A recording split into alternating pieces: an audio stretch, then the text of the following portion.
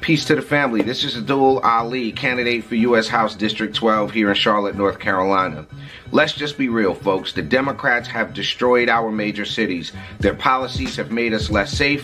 They've given us less economic opportunity, and they've provided less educational opportunities for our children. And that's why I'm running for Congress, because I know what it takes to improve these issues. I've got great working relationships already in D.C. I've spent the last 10 years of my life building my political resume so that one of us, somebody who thinks like we do, could get into D.C. and make a difference. I want you to visit aliforcongress.com to find out more about my campaign. The Democrats have already done enough, and now they're putting illegal aliens in front of people like you and me, folks whose ancestors built this country and made it what it is today. So again, I'm asking you to support me in my run for U.S. House District 12 here in North Carolina. You don't have to live in North Carolina to support, because what happens in Congress affects the entire country. So again, it's aliforcongress.com. I hope to have your support. Peace and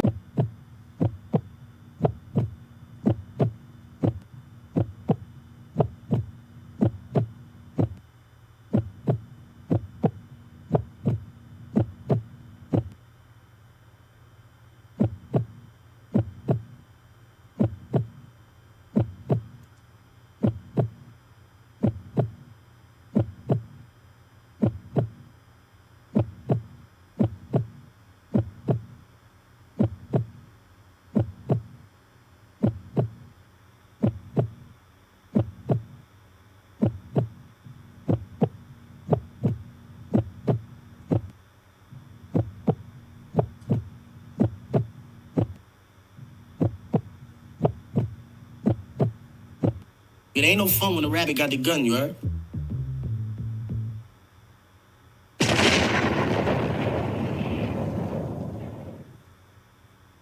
Faith and love. Love and faith. Faith and love. Got the screen on me. Let me show you how I really flex, son. This is how I really flex. Look at this. You see this, son?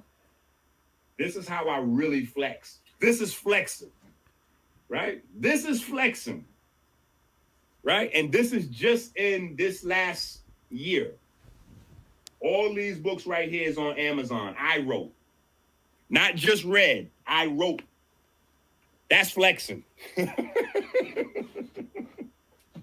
But what I'm saying is, in every cell of the body, you have water structure in itself to become the gel that you know your cells are composed of. Within that space, in the process of that structuring happening, the water molecules separate the electrons and the protons. The electrons are harnessed by the melanin and they're fed to NAD. The NAD then carries those to the mitochondria, NRF2 system, the sirtuins, etc. The NAD is an electron transport. It's like the runner. It runs back and forth from the melanin to other places to distribute those electrons. Right? This is literally the Inky cycle.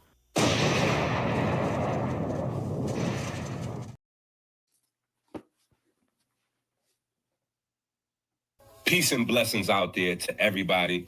My name is Dr. Inky, the founder of the Melanin versus Diabetes movement and ministry. Our goal is to fight diabetes by creating a biochemically literate society, one book at a time, one person at a time, one household at a time. Join us now by going to Amazon.com and getting all of the books, getting all of the books that you can afford. That's the algorithm. My name is Minister Inky. I am the naturopathic doctor and the spokesman for the Melanin vs. Diabetes ministry. Every time you go to the supermarket without the electrician grocery shopping list, it's like putting a loaded gun to your head. Stop. That's the algorithm. My name is Minister Inky. I am the naturopathic doctor and the spokesman for the Melanin vs. Diabetes ministry. Every time you go to the supermarket without the electrician grocery shopping list, it's like putting a loaded gun to your head. That's the algorithm.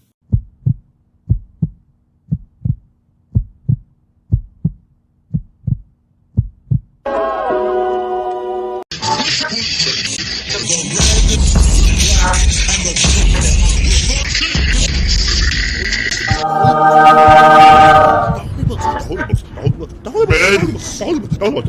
The gods have blessed us. We must act now.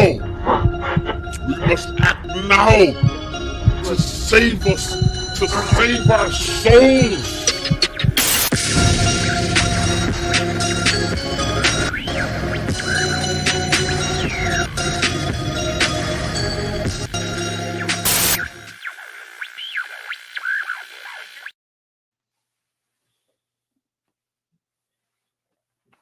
All right.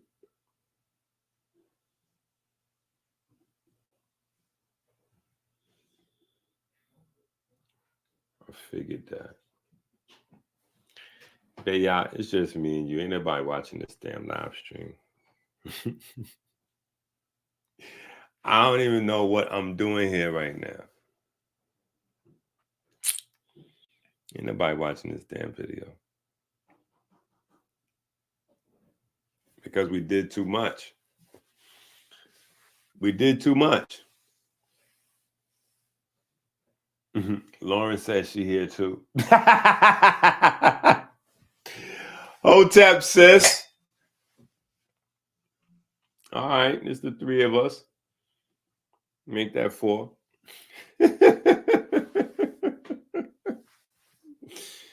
Well, check this out. Check this out. I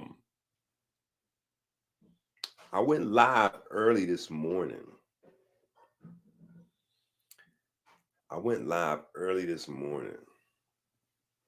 So, in my mind, right? In my mind, okay, that's what I'm talking about. That's what I'm talking about. Shout out to Jamal for hitting Amazon up, adding to his collection of knowledge. But listen, I had stuff to do today. I had a bunch of orders I needed to ship out.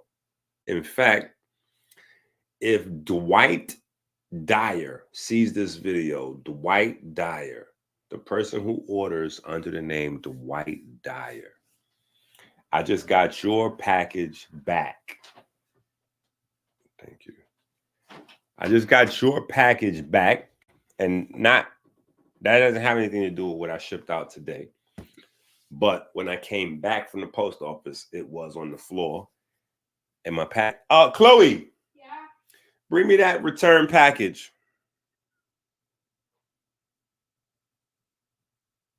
Not the one in the cart from Australia. That's not a return package. It's like a package, like a paper package. It's not in a box. The Australia thing I got to ship tomorrow. I just bring that back home with me because we didn't have the international thing filled out. Okay, yeah, this is Dwight Dyer. Dwight Dyer from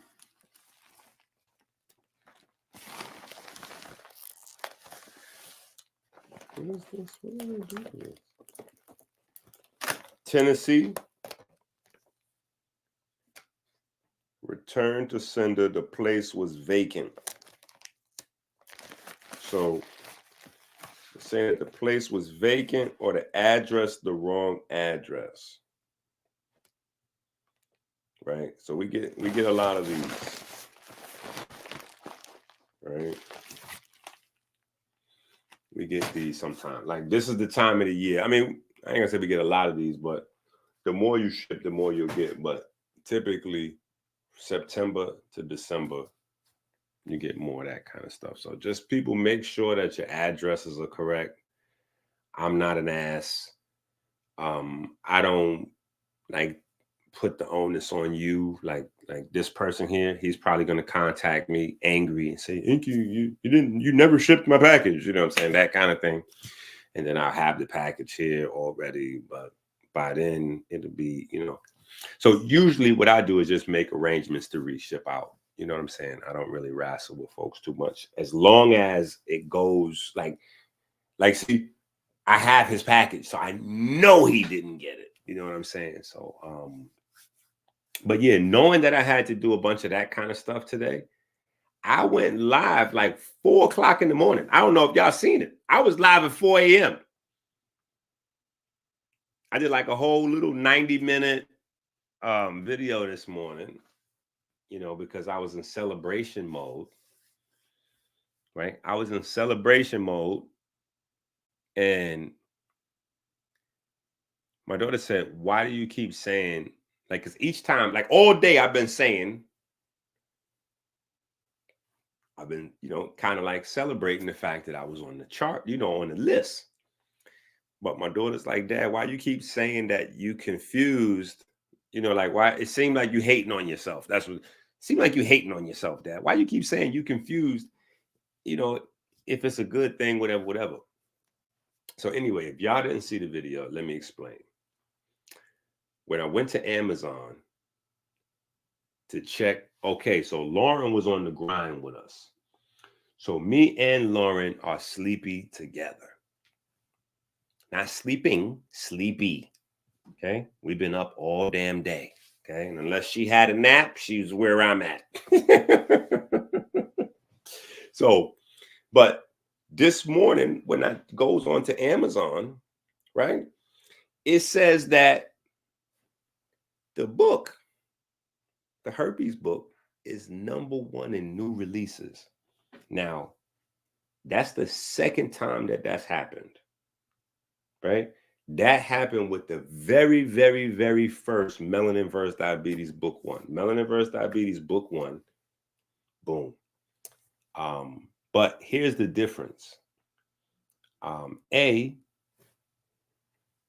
new release doesn't imply a sale.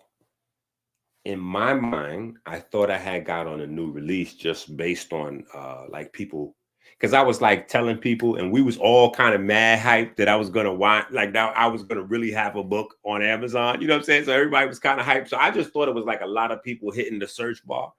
You know what I'm saying? Which it wound up being, and that wasn't a thing, right?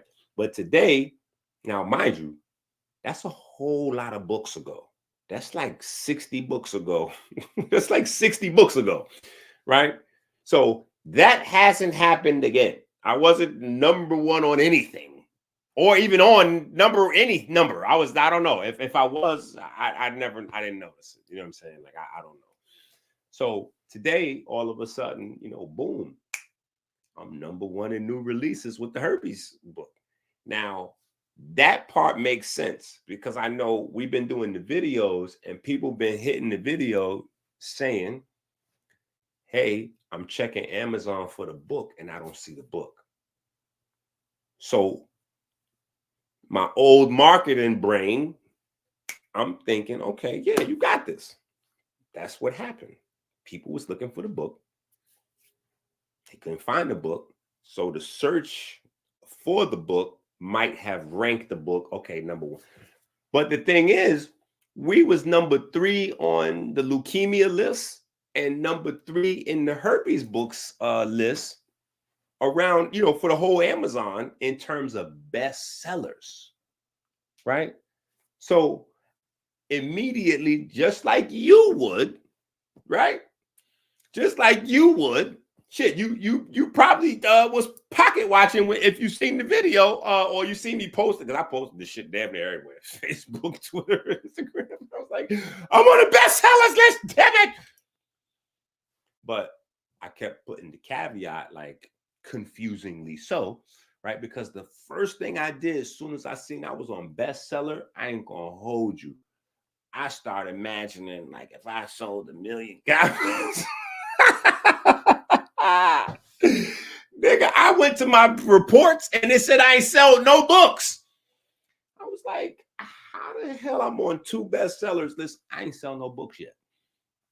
So I don't know. I just had to, you know, so that's where I was like, yo, I'm confused. I don't know how it goes, but I'm still, for me, because it's a learning process. And I've been saying since we got on Amazon, I'm like, yo, Amazon is not what I thought it was. I thought Amazon was strictly like a shopping thing, but Amazon is more set up now like a social media platform that sells stuff.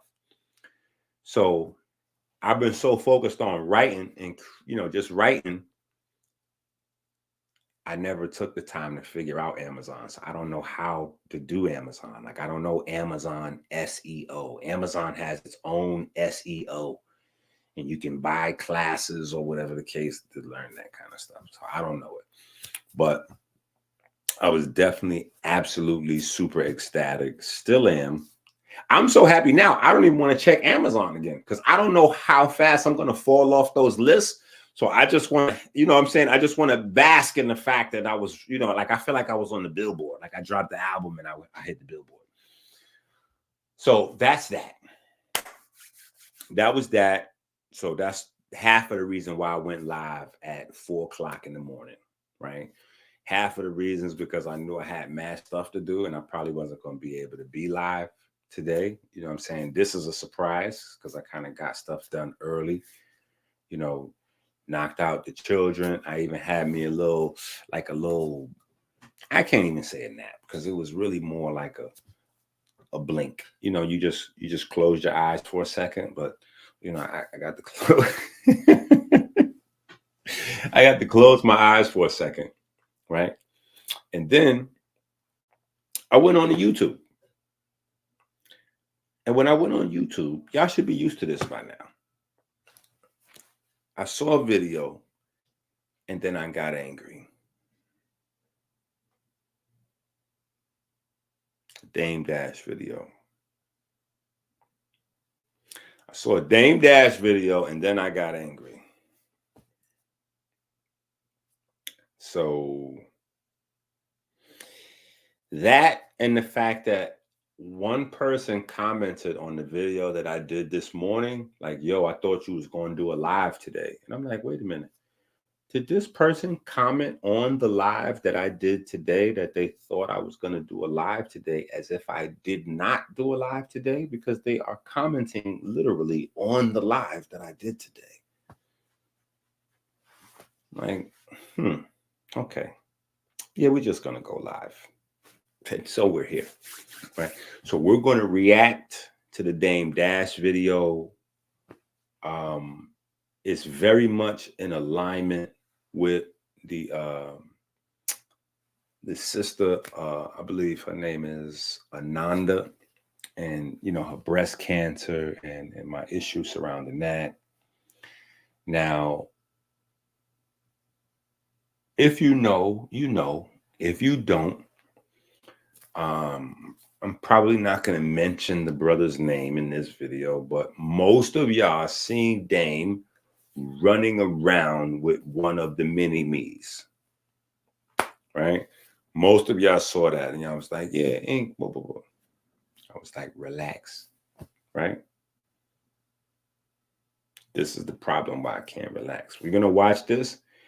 And when y'all listen to this video, immediately y'all will know exactly why we're live right now. You're going to be like, wow, that's crazy. There is no way in hell that Dr. Inky would have somebody with diabetes spend time with him and then represent themselves this way. Because this is how you represent me, right? So there's that, right? But before we get to that,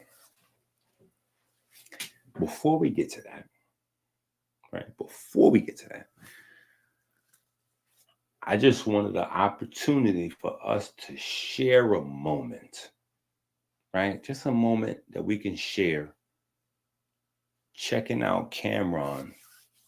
And Cameron is recalling a story, right?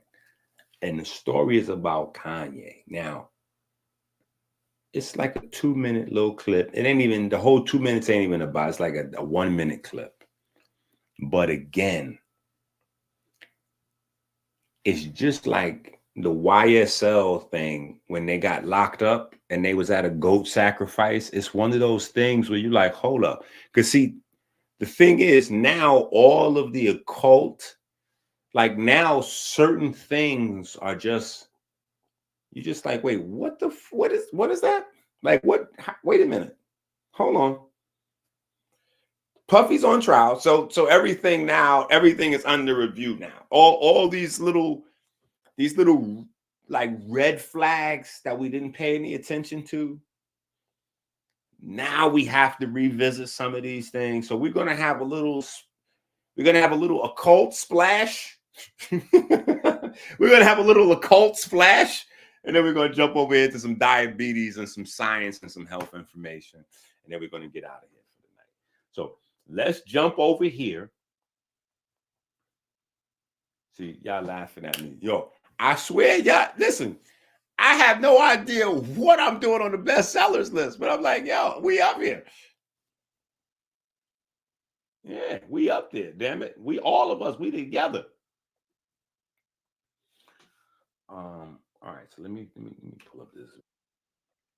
Oh, that is not it. Hold on. Let's find, here we go. This is wild. And it's a little tiny short video. It's like, you'll see. Just highlight it's just a wild situation. You know what I'm saying? So you'll see exactly what I'm saying. It's gonna bug you out.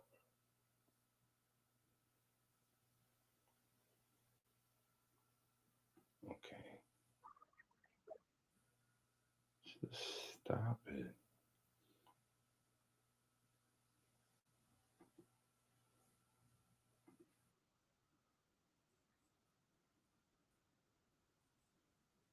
He tried, the coach got fired, but he went to the sideline, tried to give his coach a hug, and his coach stiff-armed him. It's like, cut it out, man. This ain't Green Bay. You ain't the guy from Green Bay anymore. Aaron Rodgers is acting like Brett Favre. So, I know the nigga. I'm like, what are you doing? It's like a 10,000, 10, 15,000. We gotta win. Nobody got house. He's in a dark room. Yeah. Allegedly, just all that kind of stuff. Get a private room or a perfect spot. You got to come in and practice with everybody else and play. You know what? I'm not even going. I'm gonna bring it back so we could get the context, because I don't want to just since it's more time and we got time. Let's just watch the whole, or at least most of it, so we get the context. Went to the sideline, tried to give his coach a hug, and his coach stiff-armed him. And he was like, I don't want to hug you. Did you see that? No. Aaron Rodgers did that to the coach. Like, yo, this was the last guy, the guy that just got fired? Yeah, but he told him, yo, fuck. Right. They just scored a touchdown. He's like, yo, fuck all that. Right. I'm not with all that. That tells you a lot right there. Yeah, exactly. Then 2 weeks later, he's fired. What we talked about earlier, chemistry. Yeah, exactly. So when he gets fired, we was talking about it yesterday. Aaron, it was your team today. You got what you wanted in my eyes. Aaron also, to be fair, he did get on Pat McAfee's show and said, I did not get him fired. People think I got more power than I do. But to the outside looking in, you did, because you could have kept him. Yeah. You could have said, I'm not playing if he doesn't. Exactly. Coach. I think Aaron was a big part of it. Now, did he say I want him fired? I'm not sure if he did that, but I'm pretty sure the owners of management definitely said, so we're going to end up getting rid of him. And he's like, bet. That's how I think that's how I looked at it. You didn't shoot him, but you didn't call the ambulance either. Yeah, so. Player empowerment, accountability. Yeah. They got to go together. Well, this is a division game. Tua is hurt. Bills are back in top of the division. Looks like it's going to be their division, but we'll see if Devontae Adams comes over, like I said. Yeah. I don't like this for Rodgers. Like, with him losing consecutively like this, it makes his attitude stand out even more. A lot of times when you're winning, you get away with a lot of things. But when you start losing, it's like, come on, bro, quit the diva stuff. It start making people on the team argue. I wouldn't be surprised somebody start arguing with Rodgers, like, cut it out, man. This ain't Green Bay. You ain't the guy from Green Bay anymore. We need you to show up and play like everybody else and cut the antics and be a part of this situation, because it looked like he's quarterbacking from a different century, or like he's You know how somebody had their own little space they come out of their bubble to play with us, and then they go back in their bubble. It's like, bro, you're not playing like that. You got to show up on time like everybody else. You don't get an office, none of that. You don't get a private room or a perfect spot. You got to come in and practice with everybody else and play with everybody. I agree with that, but I don't think that's happening. I think Aaron is, like you said, in the bubble. He's in the dark room. I come when I want to come. You need to be in the dark room until the lights come to come on. preseason. He didn't come to training camp. He doesn't really fuck with niggas. He be like, yo, I'm going to do what I'm supposed to do when I get here. Y'all know my name, the 4-time MVP, the Super Bowl champion, Aaron Rodgers. None of y'all got the credentials I got. Then step up to the plate and do what I tell y'all niggas to do. And I agree with you, Mace. If he doesn't get there for practice and practice with the new players, it's not going to work. But I think he thinks he's above it. And as players get older, look, to me, Aaron Rodgers is acting like Brett Favre acted at the end of his career, treating Aaron Rodgers like that. Yeah. When Brett Favre was in Green Bay and they got Aaron Rodgers, he was shitting on Aaron. He want to teach him nothing. Then when Jordy Love gets to Green Bay, you're acting the same way that Brett Favre treated you. And niggas coming to his house. He's in a dark room. Allegedly. You know, just all that kind of stuff. Like, bro, why is it dark in here? I need my time to relax. Yeah. Bro, when you come out the dark room, we gotta win. Why you got time? You know what's crazy? Going through all of this. Hey, you know what's crazy? I'll give you an example. Here we go. I went to this was probably like 3 years ago. And I went to see the nigga Kanye or whatever. His office in Beverly Hills at one time was a cave. It's just fire in there.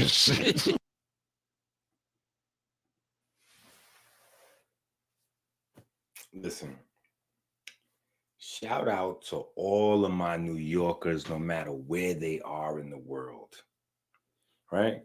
I love the way we address certain situations, just as New Yorkers. You know what I'm saying? Sometimes I hate the way New Yorkers address situations, but then, right? Then I gotta say, sometimes I love the way New Yorkers address situations because I feel like only New Yorkers, right? Try and get these waves together. Y'all better stop hating because pretty soon this is going to turn into a typhoon. This is a light little drizzle right now. This is a light drizzle right now. It's going to turn into a typhoon. It's going to be crazy. Yeah, I ain't got but a week and a half, 2 weeks. I'm telling you, by the time November get here, woo! By the time Thanksgiving get here, if I'm doing a live video and I accidentally move my head like this, somebody might vomit. I'm gonna have to put up a warning thing like turbulence ahead. You could get seasick by watching videos. But listen, I love that we just bring things to the surface because I know for a fact that there was a lot of people that probably went out to Kanye's office and they were so happy and proud of themselves that they had reached a level in whatever space they was in, whether it was clothes, like fashion, or in the music, as an artist or a producer, like, oh man, I'm in the room with Kanye. You know what I'm saying? Like, and I'm telling y'all this as the person that has been at these places, and you might see something that's weird, but you know what I'm saying? Now, the level of weirdness, I've never seen no level of weirdness like this around me. You know what I'm saying? I seen street things around. You know what I'm saying? Like the craziest thing that I saw, and when I say crazy, I just mean unexpected, right? The most unexpected thing that I saw was, this is when I was going to get a record deal with Terror Squad. Right. So there's a whole long story I have. Not a long story, but I have a whole story that I'll save for official occult music. You know, when we get in that bag, I'll save the story. But anyway, at this time, I'm supposed to be getting the deal with Terror Squad. So I'm hanging out like daily Like I'm in the mix. Like that's how it goes. You don't just get it. You gotta kind of be, you get approved, you come around, you get a part of the family, the entourage, you kind of like in that space, right? So I meet Fat Joe, I rap for Fat Joe. He had me rap for the other guy. That was his main man with the glasses. I think he might have passed away, but either way, they loved it. So they like, yo, here's the info. You're gonna go speak to this guy. Okay, his name is Flex, and he works with Gilly, and not $1 million worth of game, Gilly. Flex is the DJ, and Gilly is Pun's road manager. Pun is on the road, but when Pun gets back, we're gonna get you and Pun together. That never happens because Pun passes away, right? But I'm over in the crib with Triple Sace and Cuban Links and Gilly, writing. And I would consider this top 3 strangest things because at the time in the street in the Bronx, there was a real thing going on with like Puerto Ricans and blacks spilling over into the street from the prison. So these guys, I don't really see them as Puerto Ricans or Spanish or not black or any of that. It's kind of music. So we don't have that. You know what I'm saying? Like that kind of never came into the dynamic. You know what I'm saying? But they would have these dudes like, you know what I'm saying? Like coming over to the crib, and from the looks of them, you would think one thing. And they had some habits and some other things that would add seasoning to that. But every day they came over to the crib, these niggas came over to study. I'm talking about hardcore gangster killers. Like these niggas is coming to study. I kid you not. They're coming to study. Like the same way we like this is what they doing. I'm like, what the y'all, what do y'all know? What do y'all know? Ho. I'm like, yo, what do y'all know about that right there? Like, what are y'all doing with that? Like, oh, we do the knowledge and we got the lessons and the mathematics and oh shit. So that was crazy. That was like one of the craziest things I've seen. So I'm, unexpected, like opposite from reality. Now, that's not even in the same ballpark as working your way up to meet Kanye, and then Kanye is in a cave. See, these things now, right? And when I say now, right, we just went through a whole 8-hour video where we talked about the Neanderthals, the Germans, and how the Germans run the music. And this is the Neanderthal Valley and all of these different things. And now, after we discussed how the music business came from Germany and the culture and all that, and the Neanderthals and herpes, all that, what would make a black man, right? What would make a black man who is creating Kemetic or Egyptian imagery in the public? Listen to what I'm saying. He's using Kemetic. Remember, he came out with the big Heru thing with the whole Egyptian, I'm a god. Like, why would he publicly do an Egyptian thing, but privately he's in a cave? Huh? What? See, now again, pre-Diddy, that just might have been like a weird thing. Post-Diddy, now that we take a deep dive into where these rituals come down from the Nambla gods and Greece and all. Now listen, again, I told y'all already that I have a disclaimer. Listen, I have a disclaimer and she has a disclaimer. So if I'm sounding crazy, damn it, it's because I'm running on no sleep, right? So it could be me. Okay. And Lauren has a disclaimer too. Right? The rest of you niggas, I'm holding to a high standard. I'm assuming that y'all are well rested and fully thinking. So if it sounds crazy to you, then you're gonna validate what I'm saying. Because I have no idea why at the same time as you're projecting publicly a Egyptian or Kemetic persona, would you turn your private place where you spend your actual time in real life into a cave? Do you see that? And I almost feel away because I'm not going to lie. The real life battle of Drake and Kanye for rap supremacy, I feel like that goes on in my mind because those are my favorites, Drake and Kanye. You know what I'm saying? Like, Kanye reminds me a lot of my little brother Mello. You know what I'm saying? Like, they both Geminis and, you know, and geniuses. You know what I'm saying? Like, so, but, you know, Drake is not with the, you know, he's consistent. So it's like, okay, yeah, just, you know, and back in the days, of course, I'm in New York. I have to love Hov. Jay-Z is like part of your bloodstream if you're really a New Yorker. So it just is what it is. But I'm saying, I need y'all to help me out with that. What was Kanye doing selling records to the Black community as an Egyptian? You know, he's promoting that.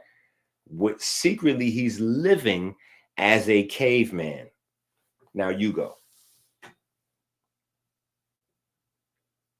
What would he be doing as a caveman?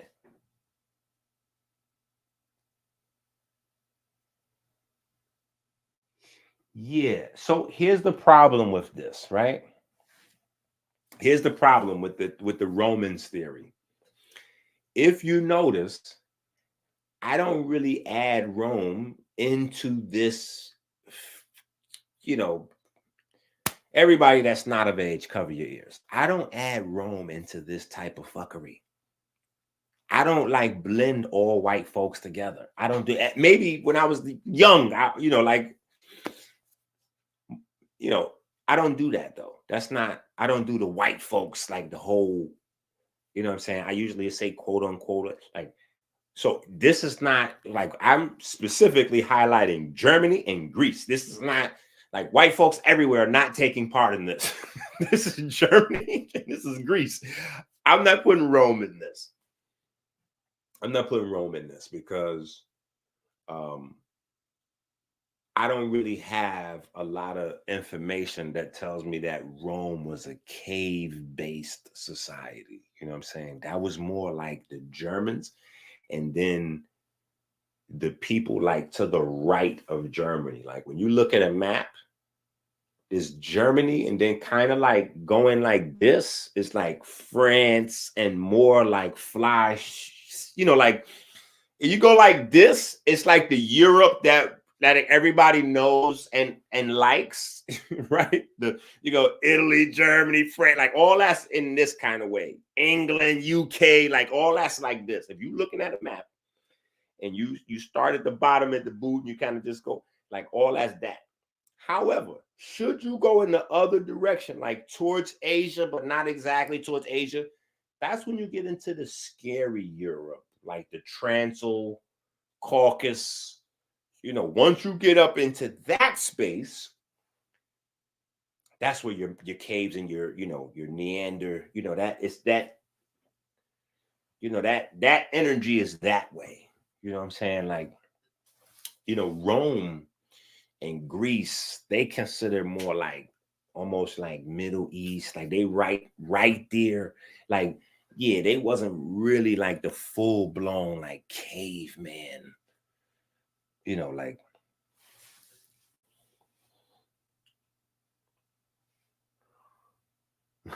I'm gonna roll with it. Damn it. Listen, nothing is off the table tonight. Nothing's off the table for this conversation, damn it. Listen, nothing's off the table. If we want to go aliens, reptilians, Anunnaki,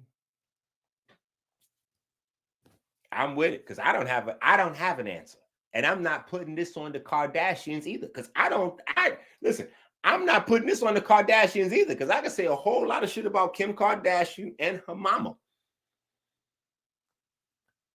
But I don't think either one of them is living, working, or even visiting a nigga in a cave. I just, something about them does not strike me as, you know, this cave thing is really sexy. Like, let's go hang with Kanye. Like, I would bet if I could speak to Kim Kardashian one-on-one, and I was like, hey, what was one of the things that Kanye did that you knew that it was time for y'all to have a little space? And she might bring up the cave shit. Like, this might be a thing. I'm going to be honest. A black man building an actual man cave is one thing. Like, you got your speakers, you got your little video, you know, you got your little pool table or something. I don't know what, you know, an actual cave, nigga. What are we doing? And then if you're doing the Egyptian thing, it becomes a fake. See, that's what I'm saying. It becomes really different. Because now, again, remember, what's the name of the book? Not the herpes and leukemia book. What's the name of the Soulcraft book where we going in on the occult aspects of the music industry? What is it called? Rise of the Black Culture Vultures. Hello? Rise of the Black Culture Vultures. They don't get no better. Kanye trying to live or work in a actual caveman's cave. Bruh, what the hell are you doing in that cave? That is the absolute culture vulture of white culture. Like, you don't went so deep into white culture. That's why they looking at him like, okay, we could put him at the top of fashion, because this nigga, he clearly has mastered our culture. He clearly has mastered our culture. He has white children. I mean, this nigga done went all the way as far as to, I mean, he has a cave. I mean, this nigga lives in a cave. I ain't gonna lie. We was all confused. We was like, damn, how the hell did Kanye conquer Europe? This nigga conquered Europe, basically. Like, how did this nigga conquer Europe? How did he do that? He made a few albums, and we blinked and turned around, and him and his homeboy was running the top fashion companies on earth. Like, what? Like, no. And I was unaccepting of any Illuminati explanations. Like, oh, Kanye must have did a sex ritual, and that's how he got to be at the top. I said, no. If we're buying that the sex rituals are real, do you know how many niggas did sex rituals that may have got a single out on the radio? Like, no, nigga. A sex ritual is not going to get you to the top of the biggest companies on earth. Like, that's not that. But clearly it's some other shit going on. So we're just going to go back to the videotape and try to figure this out, bro. Because I have no idea. I have no idea. Okay. I don't know what the hell's going on, but I just knew. I said, oh, hell no. We need to discuss this. What the hell is he doing in the cave, bro? Like, what are you, and who's in the cave with you? Who is okay? Like, who comes over? Listen to, now here's a whole nother thing. This is why I'm saying I love my New York niggas. Because New York niggas, if I pull up and you have a cave, listen to what I'm saying. If I pull up to your crib, your job, your business, and it's a cave, business is worse than home. Home, this could just be, you could explain home easier than business. Because business means, A, you're comfortable here, but also it means that the target demographic that you're looking to do business with, you in your mind, you've planned that you're getting ready to kill them with this. Listen to what I'm saying. Look, you see this? I'm wearing the merch, right? In my mind, I'm killing y'all with the merch. I just want y'all to know, even if y'all think I look stupid and it's whack and y'all hate it, in my mind and in Ezra's mind, Ezra's the one who designs it. In our minds right now, I'm killing it. I'm like, yeah, yo, design it like this, put the goat joint on it, and put the joint on the sleeve, and then I'm gonna wear it on the joint, and we're gonna kill him. Like, so what I'm saying is, Kanye had that same plan with his niggas before he constructed a cave. And he's like, yo, because listen, when we have the meetings and I bring over the CEOs, check it, we're gonna be in the cave, and this is gonna go crazy. Like, what the fuck? What am I missing? I have to be missing something. And clearly the shit worked because he worked from that cave and created $11 billion. Now, obviously, when he got rid of the cave, eventually something happened and then he lost the 11, but he got the money working from the cave. I just want y'all to know that, and then we can move on. I'm just saying, shit's crazy out here. That's all I'm saying. It was crazy. I'll give you an example. I went to this was probably like 3 years ago, and I went to see the nigga Kanye or whatever. His office in Beverly Hills at one time was a cave. It's just fire in there. It's just mad. Was you with me, Larry? You wasn't with me. The fuck was with me, man? I don't know who's with me. It's just like 4 fires in a it's like a 15,000 square foot. It's not an office, it's like a warehouse, and it's just fire going. And you know, you acting crazy with niggas, not crazy, but like weird. Like Marilyn Manson was there and a bunch of people. Marilyn Manson. I got the picture. It's like, bro.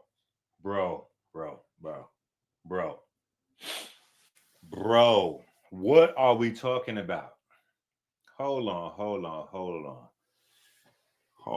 Shit just took another left turn. That's why I'm saying y'all gotta watch how y'all throw that white people shit around. Because I know a lot of white folks, and yeah, nobody's on the Marilyn Manson frequency. You see what I'm saying? Like, we gotta really be careful with this racist stuff.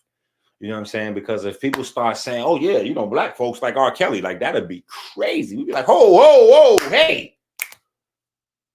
We're not down with this R. Kelly shit. Like, you know what I'm saying? So we got to be careful. We can't just be violating white folks like this. But now we know. And we're not talking about white folks. This is Kanye, right? So what the hell is Kanye doing in a cave with Marilyn Manson? I just want to know what was going on in there between Kanye and Marilyn Manson. Now, if y'all are, again, under 30 years old, you may not know who Marilyn Manson is, right? But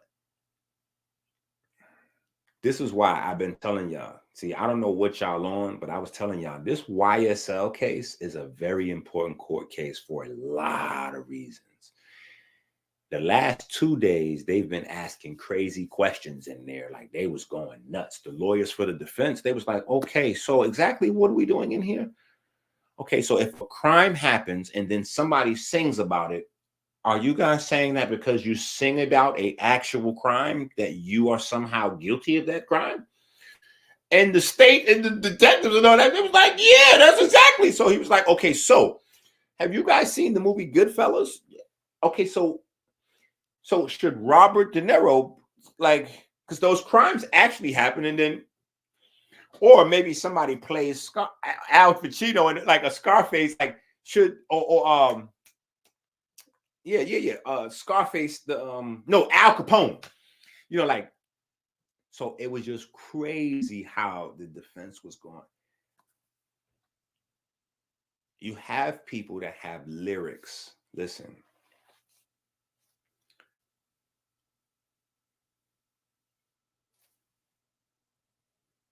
If you're musically quarantined, right, then you don't know what other genres of music sound like, right?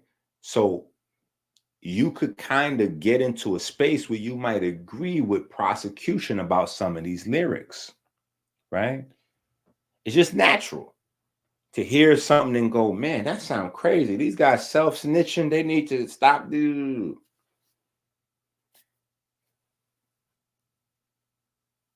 My dad had Okay, so my dad had 2 ladies, right?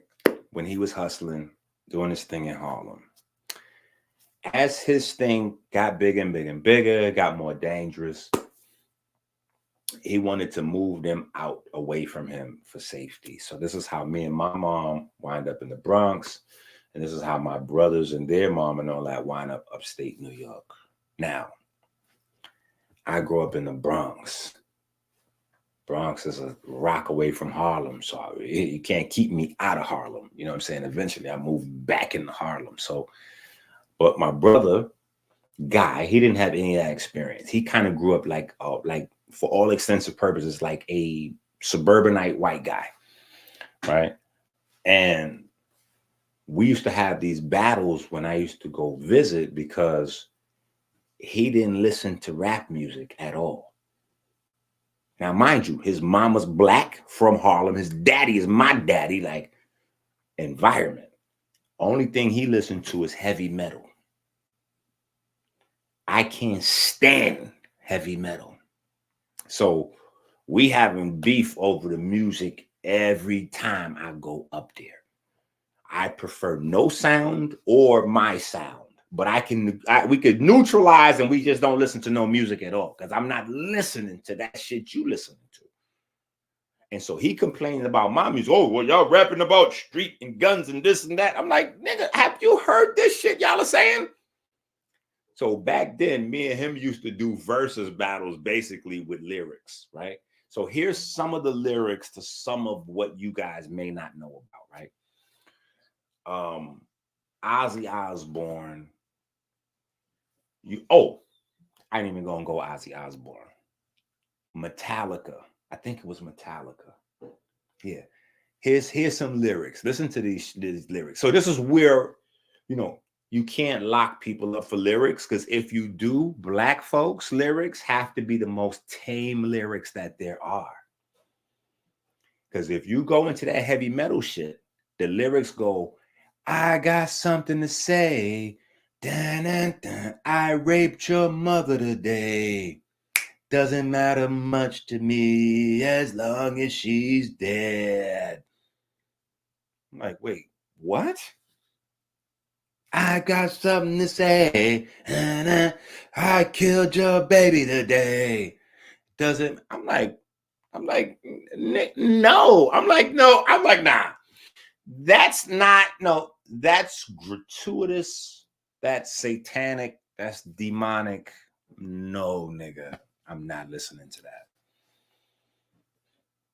Right? So, all that said to say, Marilyn Manson is a well-known Satanist and devil worshiper. So, when the story starts out with Kanye in a cave and they got torches going in the dark, and then it's Kanye, and then it's Marilyn Manson, right? So here's the thing. When we go Kanye in a cave, right, we can all start making assumptions. Oh, yeah, the rituals and this and that. And we're just making assumptions, right? Once Marilyn Manson is also in the cave, nigga, listen, once Marilyn Manson is also in the cave, then the assumptions get less assumption-y. Now shit starts to get crazy factually, right? So I don't know. I just wanted to just bring this up. I thought that this was something that we needed to take a look at, just figure out what the hell's going on with Kanye. You know what's crazy? Going through all of this. Hey, you know what's crazy? I'll give you an example. Yeah. I went to, this was probably like 3 years ago. And I went to see the nigga Kanye or whatever. His office in Beverly Hills at one time was a cave. It's just fire in there. It's just mad. You with me, Larry? Wasn't with me. Who the fuck was with me, man? I don't know who's with me. It's just like 4 fires. It's like a 15,000 square foot. It's not an office. It's like a warehouse, and it's just fire going. And you know, you acting crazy with niggas, not crazy, but like weird. Like Marilyn Manson was there and a bunch of people. Marilyn Manson. I got the picture. It's like I'm in a picture of me, Marilyn I Manson. need to see that picture. Yeah, Marilyn Manson he had a makeup on. He's fat now and shit. No disrespect, Marilyn, but you gain weight from the shit. And it's like, yo. Would you be interested in collecting 5-figure paychecks for a few hours of work?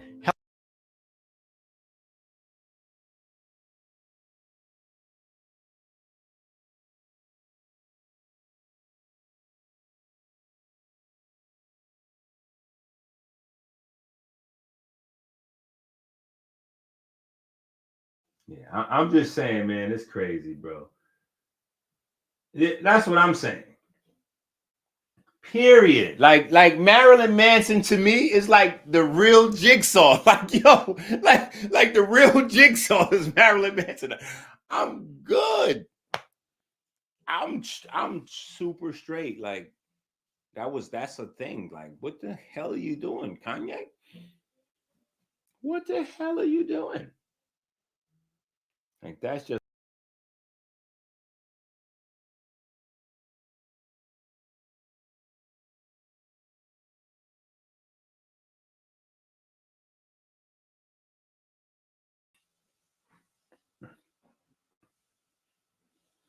Okay.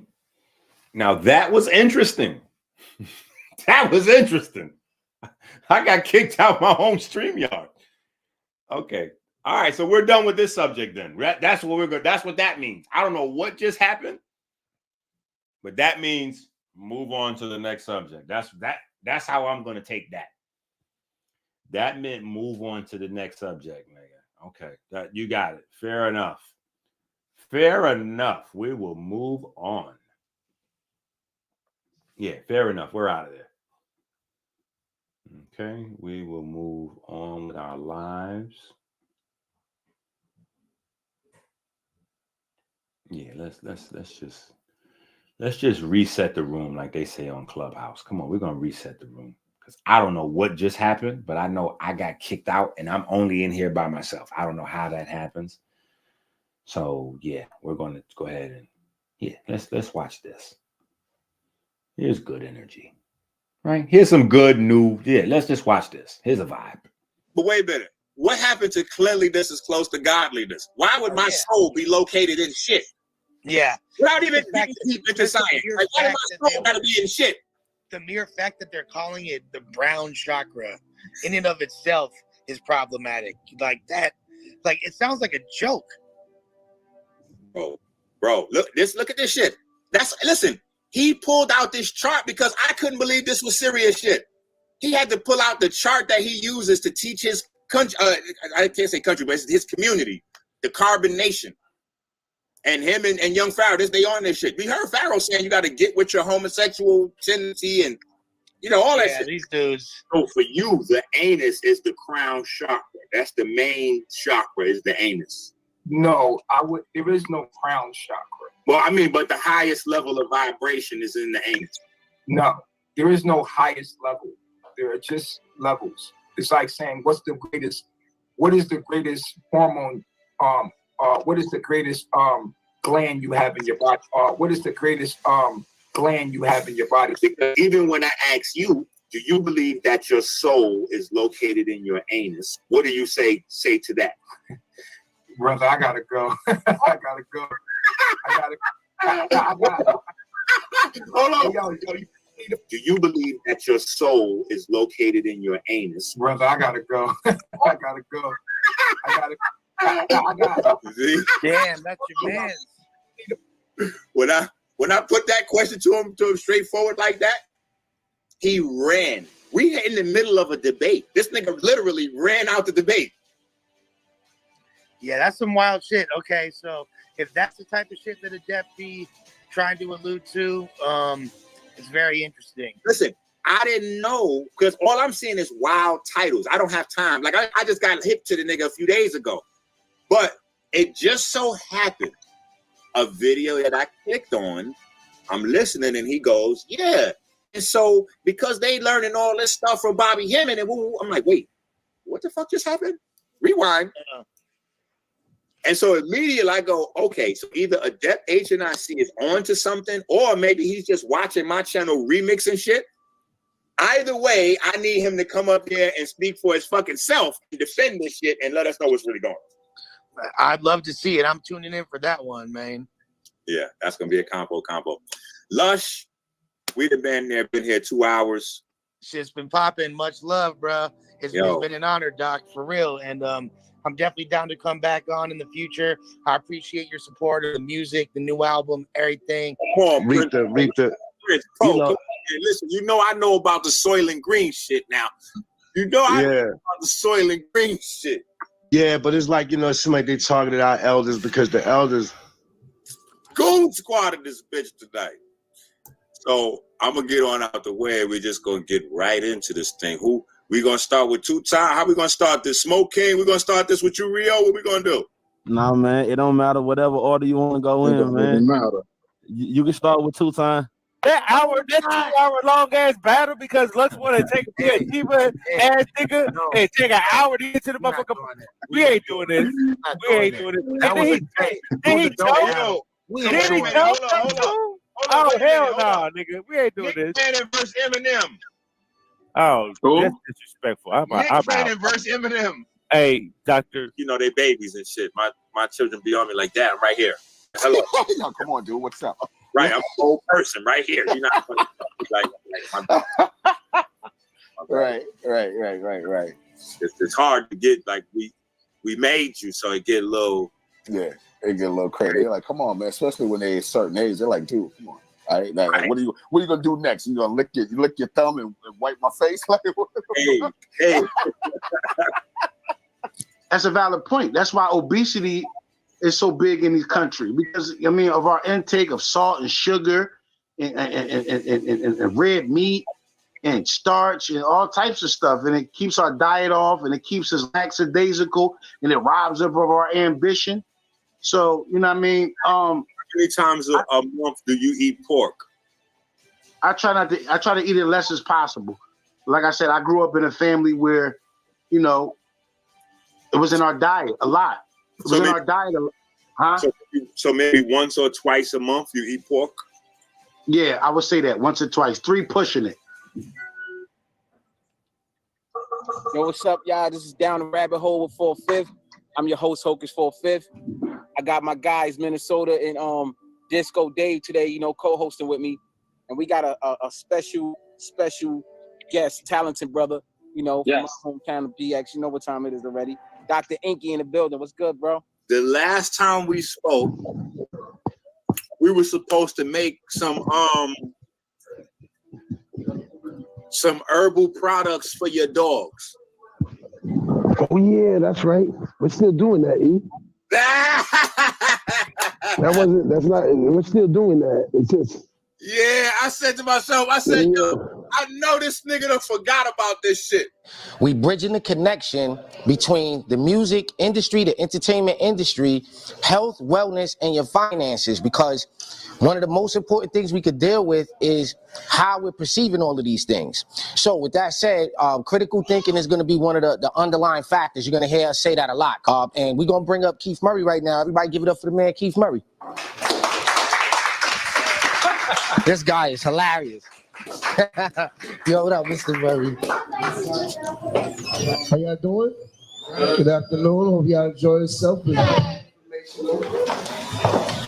on this little journey right here to spread the word, and we'll be providing a little bit of holistic lyricism. Whenever you ready, bro. Check it out.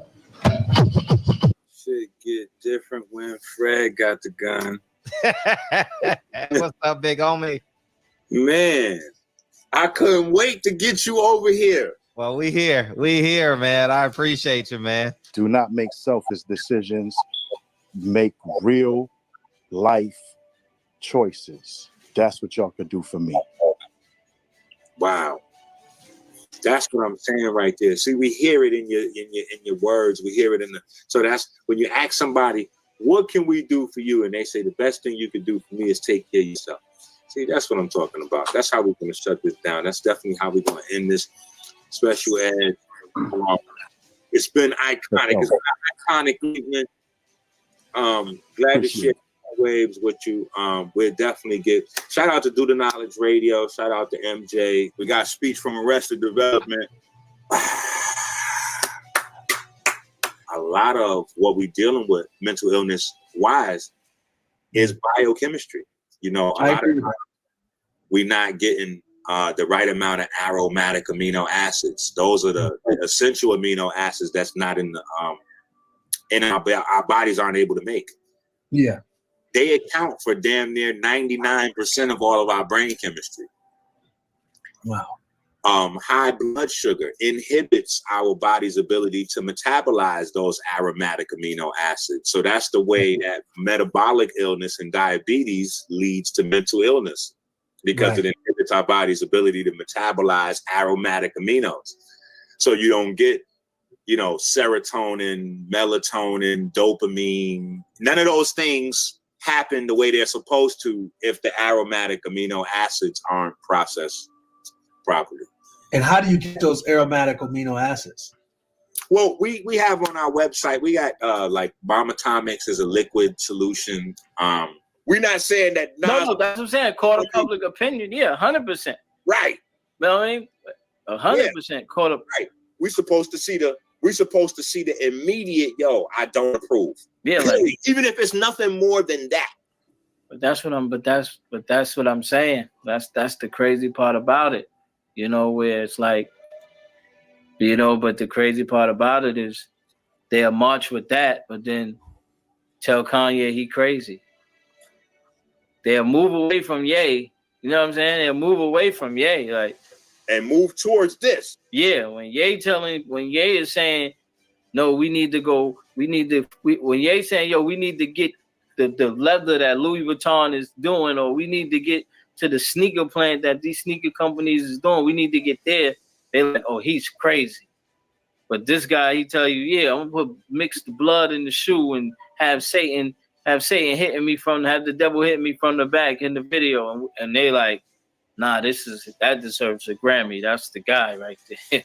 I'm glad y'all came out to see my ascension to superstar level. Now, all checks, donations, fill out to me. Bill Duke. Yes, sir. God bless you, brother. Man, God bless you. I received that.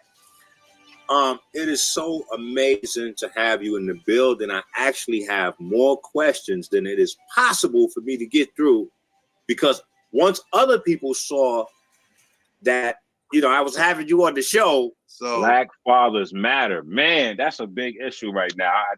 That's a whole big issue, but I'm not even going to go into that, but definitely Black Fathers Matter right now. So for the family that's not aware who this is Billiam right here. This is an entrepreneur, a producer, a restaurateur. This Don Julio is vegan.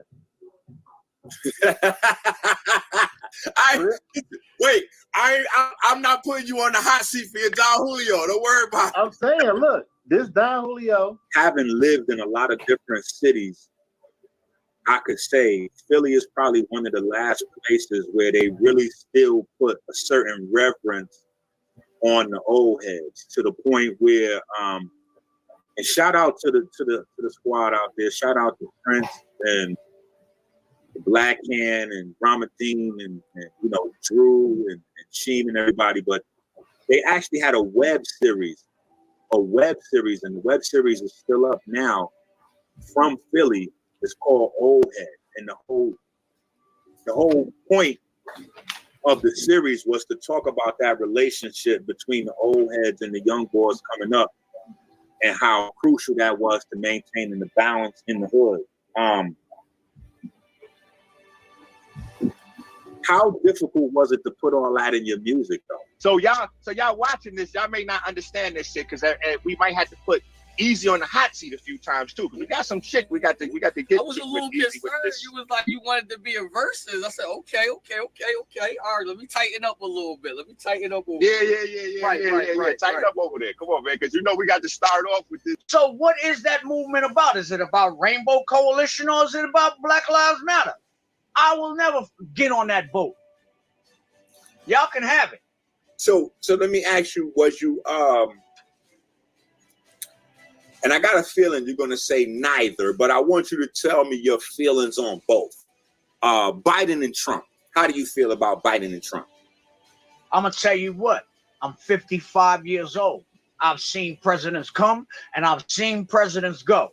And regardless to the situation or who been in office, my situation did not change. Oh, we thought Obama was supposed to be the black president to hook the black people up, right? What he give you? He gave you fucking what you call that? Healthcare. That healthcare that Trump reprised. He done did a lot of dirty things behind the scenes with these laws and stuff that nobody's gonna ever look at until 2032, and then you're gonna go back and say Obama wasn't shit. So I don't really care about what this Biden, Trump, it don't mean nothing to you or me. Ain't none of them out for us. So what the hell you worried about it for? I bet you half the black people ain't even go vote.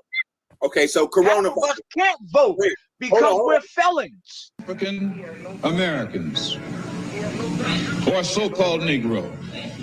One of the reasons that it is bad for us to continue to just refer to ourselves as so-called Negro, that's negative.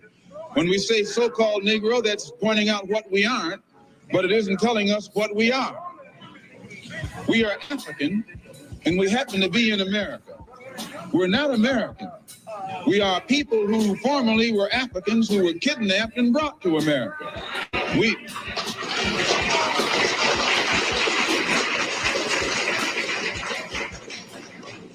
Our forefathers weren't the Pilgrims. We didn't land on Plymouth Rock. The rock was landed on us.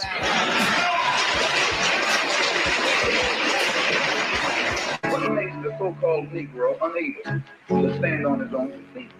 He has no self-confidence. He has no confidence in his own race. Because the white man destroyed your and my past, destroyed our knowledge of our culture. And by having destroyed it, now we don't know we have any achievements, any accomplishments. All right. So, see, now we're thinking about what we just saw instead of other things, right? So, reset the room, clean floor. Now we can go back. Now we can go back.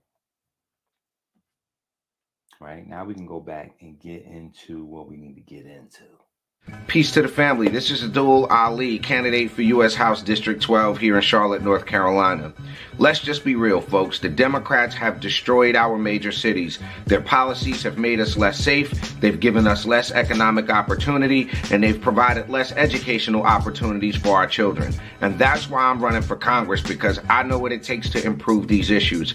I've got great working relationships already in D.C. I've spent the last 10 years of my life building my political resume so that one of us, somebody who thinks like we do, could get into D.C. and make a difference. I want you to visit aliforcongress.com to find out more about my campaign. The Democrats have already done enough, and now they're putting illegal aliens in front of people like you and me, folks whose... That's the algorithm. So I have the most natural version of it, and candies that, you know, aren't so processed.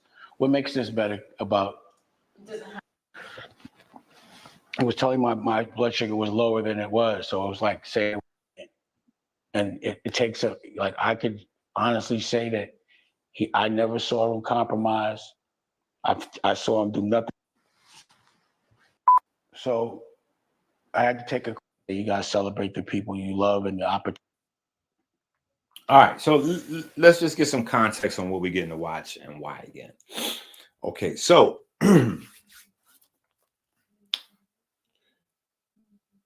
I have a standard for this thing that we have here, right? I created this thing. I need y'all to understand this, right? I have been influenced by the elders, right? From many different streams of health, of alternative health science, right? Starting with Robert Becker, Dr. Sebi, and I'm giving y'all lanes in my mind of information, right? So there's a Dr. Becker line of information. Dr. Becker, in case you haven't read his books, The Body Electric and Cross Currents, specifically. He's got a few others, but they're not as popular. That's number 1 and number 2. A lot of people might have heard of Body Electric, but niggas be buying books and not reading them. So they're in their library, but they haven't read the book. You need to actually read that book, right? That book has a part 2, which is more difficult to read than the first one, but way more informative, right? Especially in the year that he put those out. I don't even think Dr. Sebi would have globally been taken as serious as he was if it wasn't for Robert O. Becker. And they never crossed paths. It's just that a lot of the things that Dr. Sebi was talking about that he did not understand, but he knew how to do. He didn't understand, but he knew how to do, right? Because he was sick and somebody showed him how to heal himself with plants. So he knew how to use the plants in a similar situation, but he didn't understand like the chemicals and the molecules in the plant and how they were interfacing exactly with the, not at the level anyway that Robert O. Becker was able to articulate some things and lay out the science and show the details to it. But Robert O. Becker didn't know how to heal people with the plants. So you get it. In my mind, the way I'm looking, I'm like, okay, Sebi's got a vibe. Robert Becker has a vibe. If Sebi knew what he knew, or he knew what Sebi knew, then we would have what, in my mind, I consider to be a full package, like a full threat in terms of, you know what I'm saying? But then in my mind, Robert Becker was like a fat white guy. Sebi was like a malnutrition African looking thing. Like, I'm like, there's still a piece missing. I'm not trying to look like, you know what I'm saying? Like I'm one deep breath away from passing out. Sebi was looking super malnutrition. It is what it is. He was looking like anyway, rest in greatness. And Robert O. Becker was looking like, bruh, seriously, you need an ambulance to pick you up and take you to the gym. Like it's impossible for you to know all this. And then so anyway, different facets I was influenced by, right? Different lanes, Jewel Pookrum had a vibe, because she was talking some crazy stuff, but she was really she was grounding a lot of what she was saying in basic vitamins. Like she changed the game. She was talking that same health conversation, but she was like, nah, they making it too complicated. Let me show you this vitamin B. Here's this and this and this. And I was like, yo, this is mind blowing. And then, and she was the first one to really expound on the fact that vitamins was discovered to cure disease. So there's nobody that could be taken serious to tell you that vitamins and herbs and supplements don't heal the body, because literally vitamins were discovered per disease. Like you have rickets, then vitamin D. You have scurvy, then vitamin C. You have pellagra, then vitamin B. Like these things started like this is what these things do. And the moment you stop taking one of them, the things pop back up, right? So I even have to have, and listen, Paul, I'm working on something that I'll add some more detail and some color in there for you. Just because it's a part of the conversation, but I'm working on something for the next book, and I'm going to be talking about one of the things, or at least what I'd like to talk about. Let me write this down. Well, one of the things I'd like to really go into some detail with is a comparison between vitamin C deficiency and what a herpes outbreak looks like.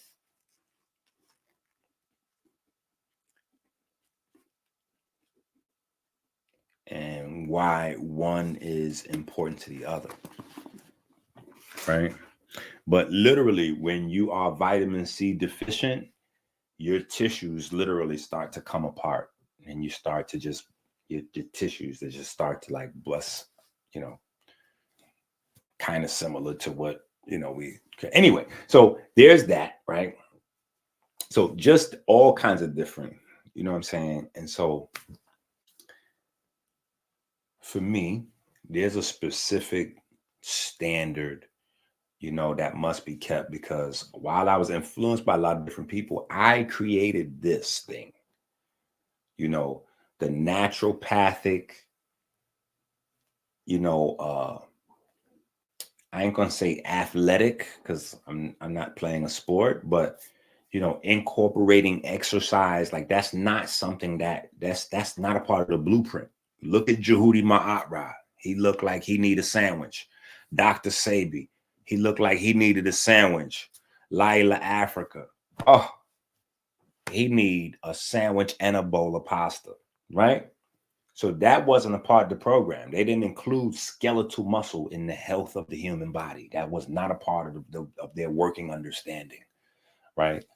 And so that wasn't even something in the doctor's universe, because doctors look even crazy, like regular medical doctor, forget about it. So, you know, and then adding the musical component, just the hip hop culture and all of that. Like, this is something I created. So anybody trying to like come in with the hip hop vibe to the holistic space and the street thing and all that, you gotta relax. This is mine. I'm not saying I'm not willing to share, but when you come into my space, you got to follow community guidelines. It's like, yo, you want to put up you want to have a platform on YouTube, nigga? Okay, well, here's community guidelines. You want to have a platform in a holistic, you know, the urban holistic space, nigga? Well, here's community guidelines, right? You cannot get these celebrities, people. And we just seen the sister had me so emotionally, I had to turn off the live. Like, man, fuck this live stream.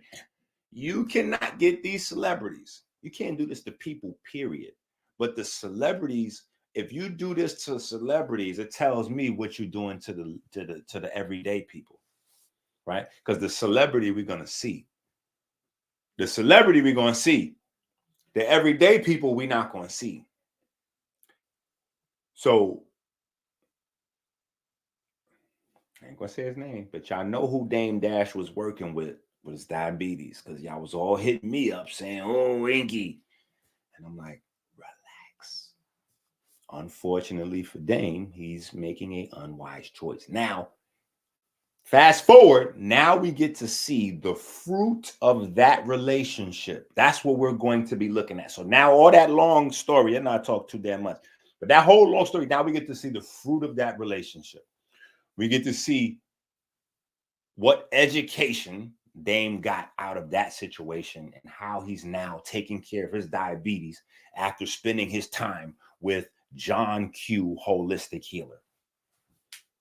So that's what we're looking at here. That's what we're trying to figure out, is what did Dame learn from anonymous goofball. That's what we're going to call him, anonymous goofball. Opportunities you have. So this is not an attack at Dame. Dame doesn't know any better. Dame's ignorant. Dame's John Q Public. But his teacher, though, woo! And the life every day. Let me just take a break, because that's myself to go.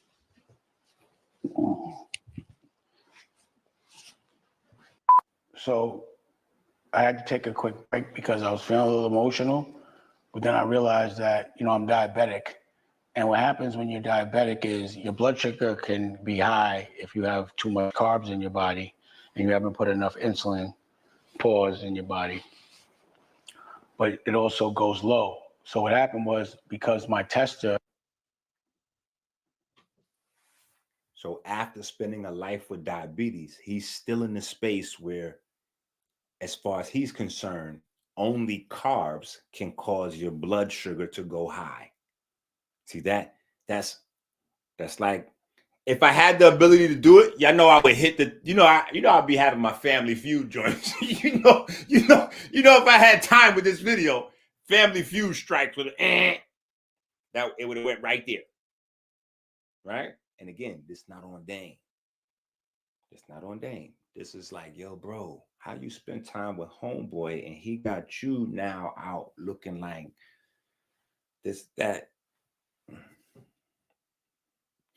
Let me also say this. You know, I might also be overreacting to this video because a sister that, you know, like, I can't even say close friend because we haven't spoken in a minute, but we was tight, not in a sexual way or nothing like that. Right. We never was in the same room together, but we was tight in terms of online. We was working every day together. Like we had a little space where, and her baby father is who introduced her to me on the internet. He used to watch me when they got together doing Whoop. That was something that they did together. Like they bonded over watching Dr. Inky. So, you know, with his blessing, you know, we was doing our thing with the info, and she was introducing me to platforms to share their information, shit like that.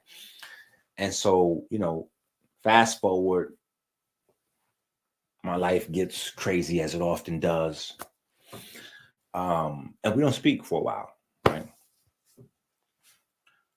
I want to say maybe less than a week ago.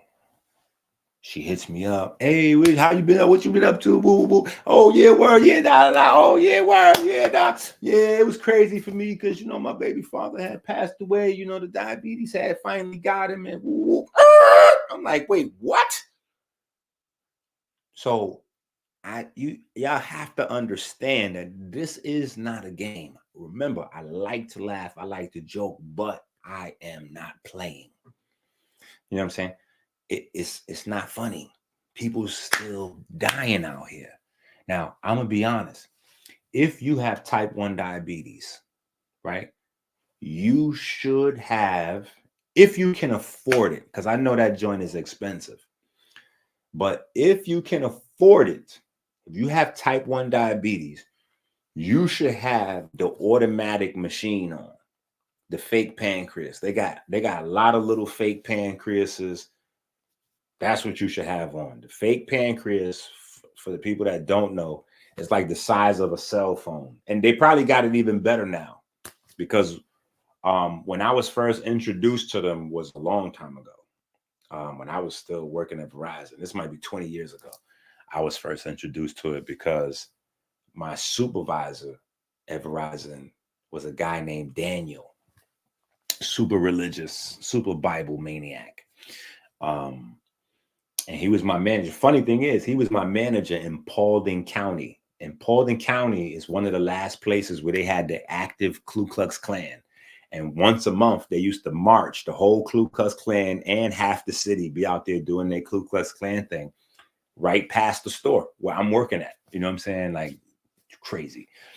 But anyway, Daniel was a supervisor, and they had black folks marching with them too. So don't get confused. Anyway. But it was like a cell phone size, and it hooked onto your body, and it sensed your insulin level and your blood sugar level, and it managed your insulin like it gave you the insulin as you needed it, like a person with a healthy pancreas. You know what I'm saying? So I suggest everybody have that because, you know, accidents can still happen no matter how much you learn. I don't want to make it seem like, you know, we got something that we can teach you that you'll automatically be impervious to everything and blah, blah, blah, blah, blah. No. People with type 1 diabetes have to live with the threat of death every day. Every day. They could go to sleep and not wake up. That's a real thing for type 1 diabetics. In fact, when people ask me the biggest difference between type 1 and type 2, that's what I say. That about the insulin dependence and all that, I don't really think that is a difference really between type 1 and type 2, because what people that have type 2 diabetes don't know is that you're going to become insulin dependent later on. Your type 2 diabetes experience is your journey towards becoming a type 1 diabetic. Get it? So type 1 diabetics, they just automatically insulin dependent.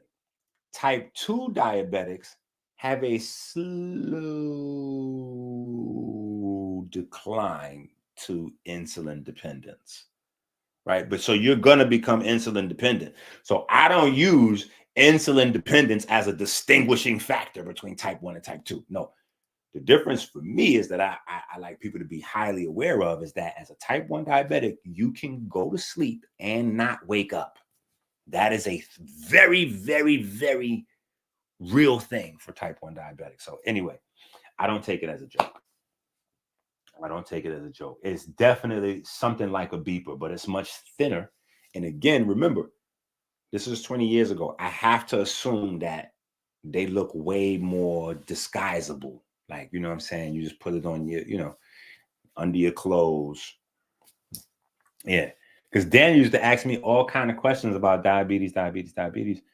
Up until one day, I was like, bro, who in your family got diabetes, man? What are you asking me all these questions? I'm going to have to start charging you, nigga. And he started laughing, you know, because he was a white guy from the suburbs. So he thought everything I said was funny. Like, especially if I said cuss word. I can understand how Samuel Jackson made it so far in Hollywood with one word. Like Samuel Jackson made his whole career saying MFer. People that don't hear that, they think that's hilarious. You know what I'm saying? For me, I just know now in hindsight that I grew up in a household where people just potty mouths. I grew up with potty mouths. You know what I'm saying? So it's not as funny, you know what I'm saying? But I get it. You know what I'm saying? But anyway, let's look at this here. Lack of information. Was acting funny, my Dexcom, and it was giving me wrong readings. So that's why you have to calibrate it. I mean, you have to test your blood. Let me just take a break because that's my soul to go. So I had to take a quick break because I was feeling a little emotional. But then I realized that, you know, I'm diabetic. And what happens when you're diabetic is your blood sugar can be high if you have too much carbs in your body and you haven't put enough insulin pause in your body, but it also goes low. So what happened was because my tester was acting funny, my Dexcom, and it was giving me wrong readings. So that's why you have to calibrate. I mean, you have to test your blood physically. It was telling my blood sugar was lower than it was. So it was like saying it was 150, but it was really 200. So I had to put 220. So I had to. Now, as he's explaining this, that's a very serious thing. And this is why I always tell you, you need to know your own body. You need to take the information that you're learning and it has to personalize and you have to build that relationship with your body. That's the difference between somebody letting the misreading put them in the hospital or somebody being able to look at that reading and know what it feels like to be at 220 sugar versus what it feels like to be at 150 sugar. And so you can look at the reading and go, yeah, that we need to recalibrate this and do that again because I feel like I'm here. I feel like I'm here. You need to know that. You need to pay attention to yourself. Like that's it's a big difference right there. That's the difference between going in the hospital, possibly having a complication versus just going to get you some orange juice and you know, getting back to business. Recalibrate it and put more insulin in my body, and I haven't really eaten. So now my blood sugar goes down. So now you go low, if y'all could follow me. So now my blood sugar is low, and then you have what's called a reaction. And what happens is you start to sweat, and you have to get sugar, quick sugar, to make your blood sugar get back. Now, I am not lazy, but I often have trouble starting. Okay. All right. You tried it. You tried it. You tried it. You joke,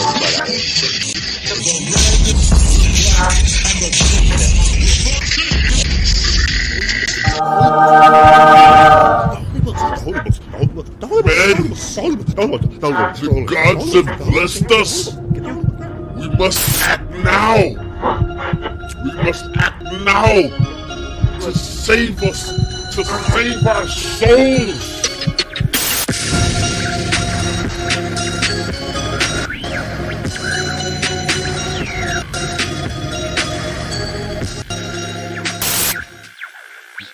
now I got orange juice.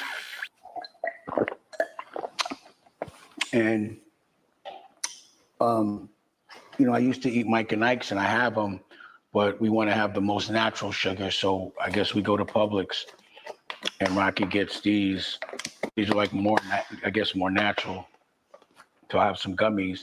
I'm not mad at it because I like it, and I feel shaky a little. Like I just feel a little weaker for a little while.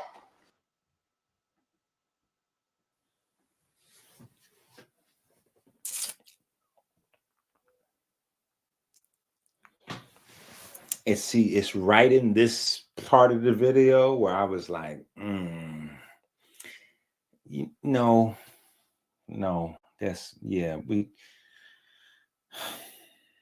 because I thought he was getting ready to say something. I thought he was getting ready to say something I could be proud of at that moment right there.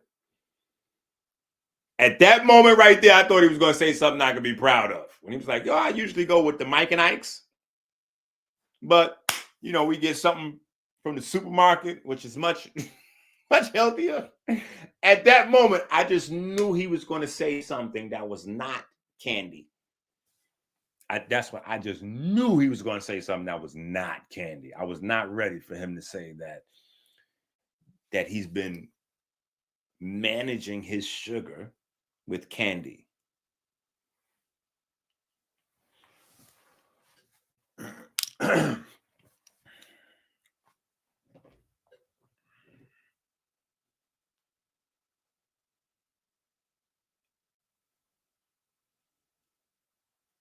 So you created a relationship with a quote unquote holistic healer, went on to your network, his network, social media to publicize this relationship with a holistic healer.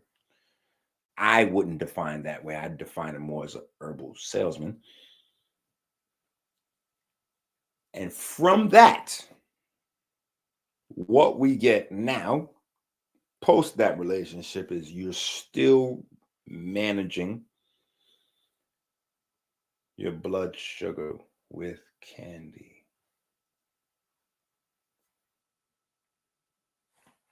I just want y'all to understand the dangers also of giving up on yourself. And not on yourself, because obviously he survived this long and he's accomplished so much despite this condition.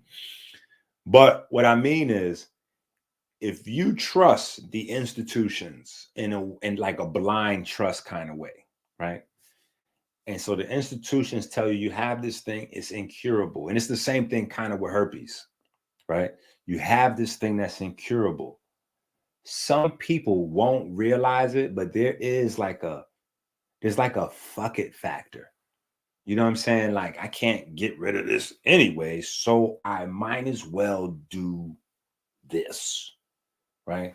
And so y'all probably remember that I was critical of Dame Dash for starting what? With his son, a cookie business, because he has type 1 diabetes and type 1 is genetic. So even if his son does not have type 1 diabetes, he probably has the trait, right?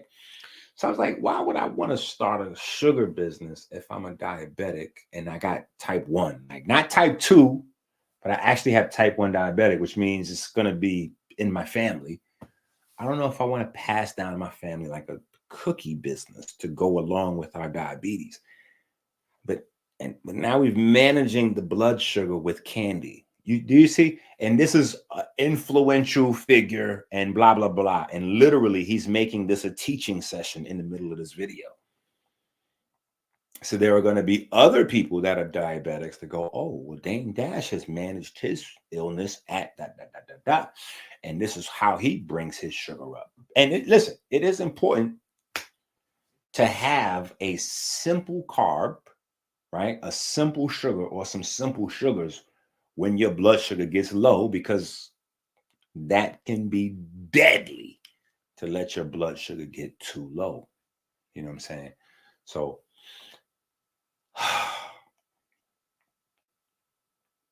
but we literally live in a world of simple sugars.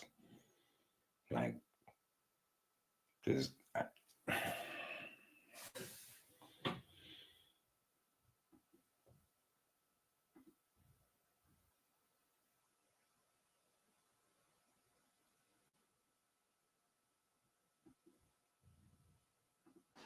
And then we got these jelly beans from the Publix and where we were at, but they don't have it in Florida. So take a little bit of that. So now, right now, I could be like, because I feel really hungry, I'm having all this sugar. And it takes about 15 minutes for me to feel better. And then between that time, you keep eating, and then your blood sugar will get really too high again. So I'm not going to go too ham. But that's what happens. It's the life of a diabetic. No. That is the life of a uninformed type 1 diabetic. That's not the life of a diabetic. Okay? Because now I'm going to take this off of his holistic healer and I'm going to put this on his medical team. I have to assume that he's smart enough that he is type 1 diabetic. He has to have a doctor that he's like his ace. Like he should have a go-to doctor that's his doctor that he's been using for years, that's familiar with all his records. Like he should have a medical doctor that's his main man or woman or whoever like that he trusts, that he rocks with. And that person, if that person exists, okay, if that person doesn't exist, then the problem is on Dame, right? But then that goes back to his fake naturopathic doctor relationship with his fake healer. A real holistic healer or naturopath, if you're dealing with somebody with a chronic illness, you're absolutely going to force them to establish a relationship with an actual medical doctor and hospital, because they need somewhere to start documenting what those blood sugars look like. And forget about the blood sugars, because that's not even the biggest issue. The issue is that, so here's what I'm saying. The problem is if he has a doctor on team, they're messing up. If he doesn't, then he's messing up, because he should have one. Because what they're supposed to teach him is about sugar spikes and how dangerous spiking the sugar is, right? Spiking the sugar is dangerous in and of itself. So let me show you what I'm saying, right? And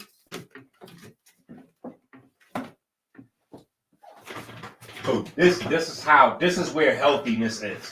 It don't matter what type of diabetic you are. Type 1, type 2, pancreatic diabetes, mitochondrial diabetes. Like, it don't matter what variety you got, champ. Now, the one thing that's different is, depending on what type of diabetes you got, this is going to be much like easier or more difficult to manage, right? But what does not change is what the healthy space that you want to be in. Okay, so let's do this. What book is this in? This isn't a book. In my mind, what I'm getting ready to pull up is in one of these books. What book is this in? I think this is in the If P Then Q book. So y'all are sleeping on that book. Let me find that book. Let me pull that book out real quick, because I'm almost certain.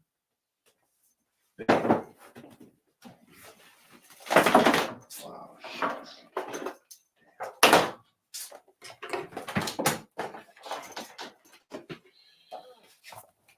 see this? You see this? This is what we're getting ready to discuss right now. And this is on the cover of the book. That's how important I thought this little thing here was that I'm drawing up, that I found a way to put it on the cover of the book. Now, most of this book is about how your mind works. How your mind works, how your memory works, how your cognition works, you know, how REM sleep, like just the whole, this is a mind book, right? This is a mind book. But every aspect of your body is based on your energy system. Everything. How much infections you're susceptible to, how much, cancer you have the propensity to develop, Autoimmune disease, brain disease, all of those things sit atop energy metabolism. That's why diabetes can cause so many different things or make so many different things worse, because it doesn't matter what type of cell it is in your body. Every single one of those cells requires glucose in order for it to run. So if the glucose gets funny, that cell group is going to start to malfunction. You know what I'm saying? So not having sugar in the body you can have all kinds of stuff going on, which will be confusing, because if the symptoms are in the brain or over here, we have a tendency to look in those places for the cause, when the cause is energy metabolism. But anyway, you need to have this book, right? You need to have this book. Now, here's kind of what the now, yeah, we ain't gonna go as deep as in the book, so you want to get it all, get the book. But what we are gonna look at, like, we're gonna put anabolic stuff at the top, right? We're gonna put catabolic stuff at the bottom. There's some basic relationships so you can get this. So we're gonna put at the top with anabolic, we're gonna put glucose. Yes, glucose is anabolic, right? Insulin is anabolic. Insulin is one of the body's, especially IGF-1, but insulin in general is anabolic. What else is anabolic? That mTOR system, right? The mTOR system, antioxidants, but I'm not going to write that down. And then we'll put testosterone, right? So we'll leave that up there, right? And then here at the bottom, catabolic, we're going to put autophagy, right? Autophagy. We're going to put AMPK, right? And we're going to put MCH, right? And what else? All right, you know what? I am going to put antioxidant up here. I'll put antioxidant up here, and then I'll put oxidant down here. And oxidant is going to stand for all three of your major types of free radicals. So this is going to be reactive oxygen species, reactive nitrogen species, reactive carbon species, right? What else? Oh, estrogen. Oh my goodness. So we're going to deal with estrogen. Yeah, I know. Yeah, I do know that estrogen might be more dangerous than sugar for diabetics, right? That's a whole nother conversation we got to get into, though. Remember, I'm the inventor of the estrogen fast, right? The brothers in Atlanta got that from me. I taught the estrogen fast to Amsu and Amun. You know what I'm saying? All right, so now let's take a look at this, right? So, boom. Here's the zero, right? Here's zero. Now, here's what you kind of want to have, right? You want your sugar, right? This is the sugar level. You want your sugar to gradually go up like this. You want your sugar to gradually go up, and then you want to give your sugar time to gradually go down. And you want to kind of keep a streamline, right? You want to keep a streamline thing. What you do not want to happen is this. You never want your sugar to do that. Ever. Ever. You never want that to happen. Right? This is called a sugar spike. I want everybody after this video to go pull up all of the dangers of spiking your sugar. Right? All of the dangers of spiking your sugar. Now, let me tell you what makes this particularly dangerous for any type of diabetic, but especially type 1 diabetics. I showed y'all the paperwork already on like all of the readings, all the readouts and everything in terms of cytokines and inflammation and the specific types of inflammation. So when you say inflammation, right, just know inflammation is a general term. That's not an exact thing, right? When you get into the more specific space, you got to identify that inflammation, right? So that inflammation is what, right? Usually it's been identified so that you understand in diabetics, specifically type 1 diabetics, and this is the specific trio that destroys the beta cells, right? IL-1, IL-6, and tumor necrosis factor. And I think it's alpha. It might be beta, but I'm almost certain it's alpha, right? But you don't even need that. Forget about that, right? IL-1, IL-6, tumor necrosis factor, right? Every time you spike your sugar, without fail,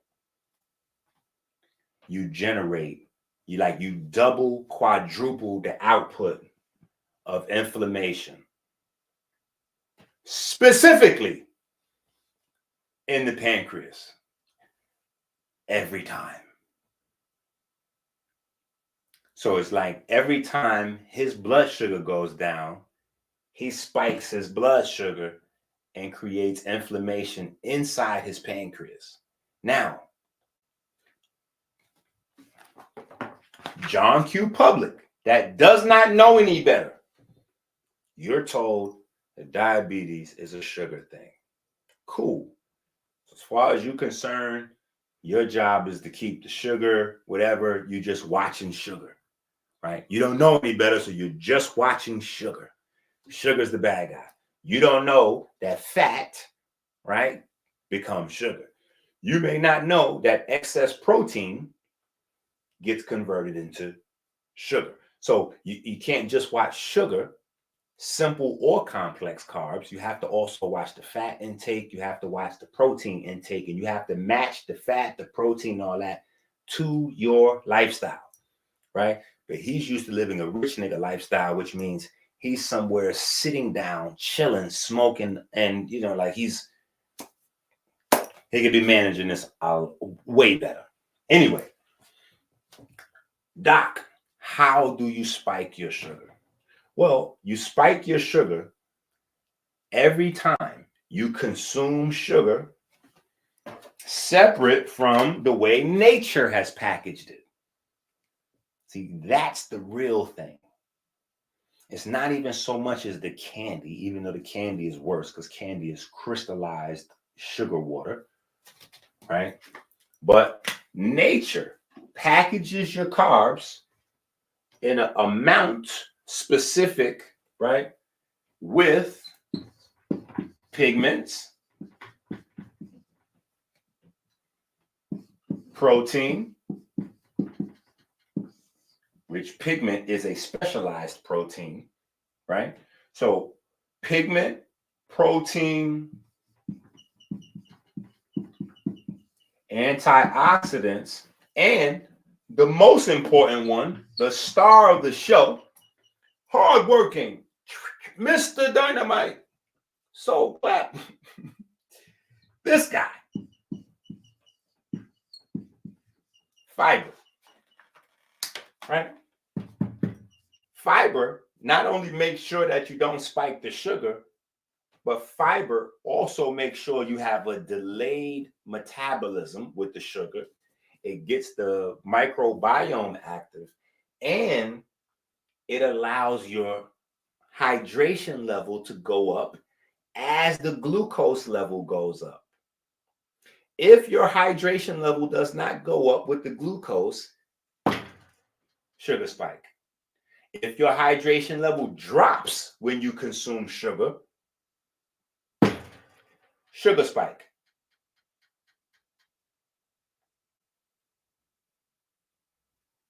Right? So, no.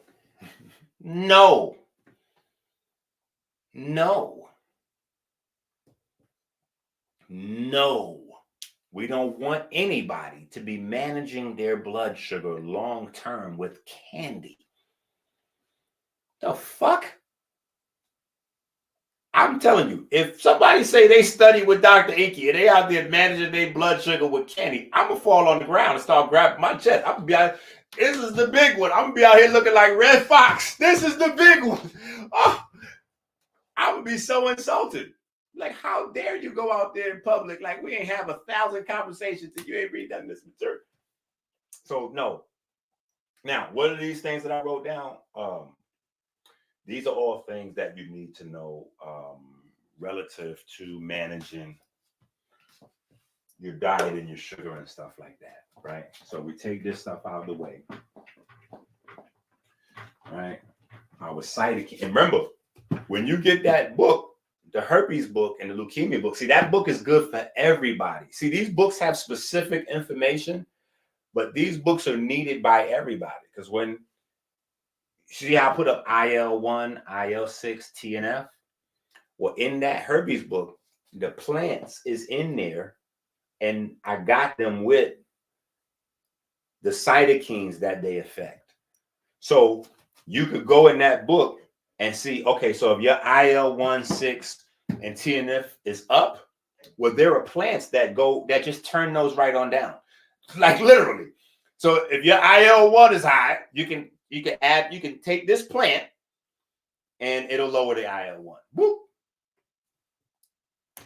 Is IL-1 a problem? Oh, we just tap this plant, does that, bam.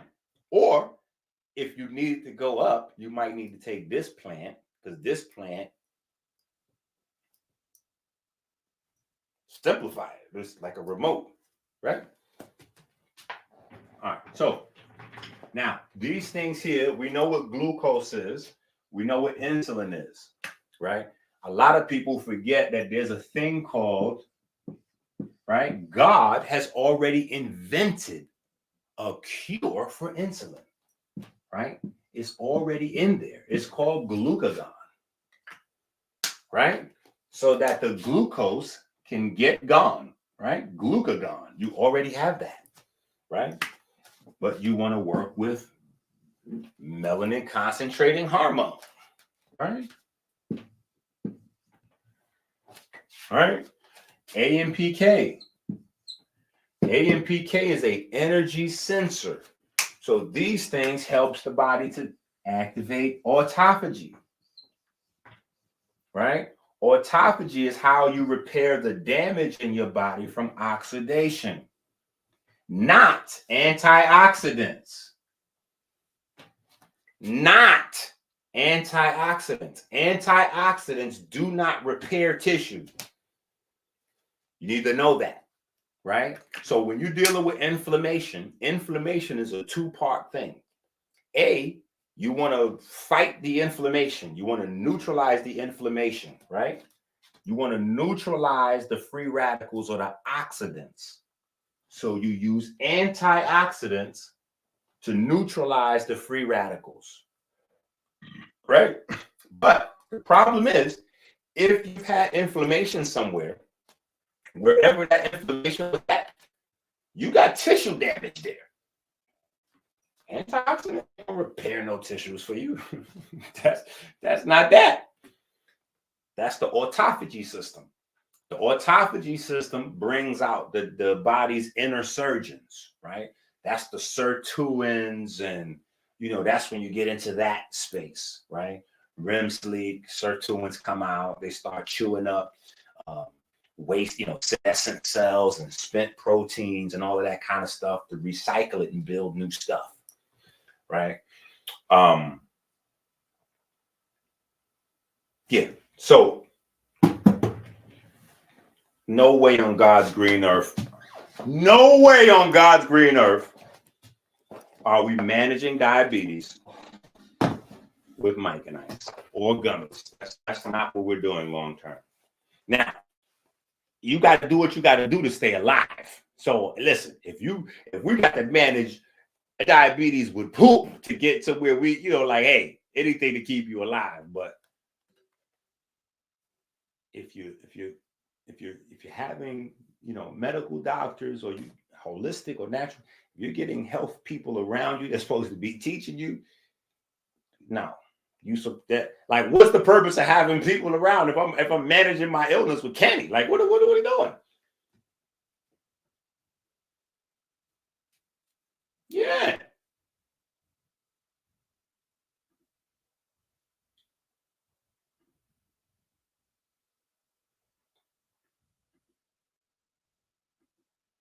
That's bro.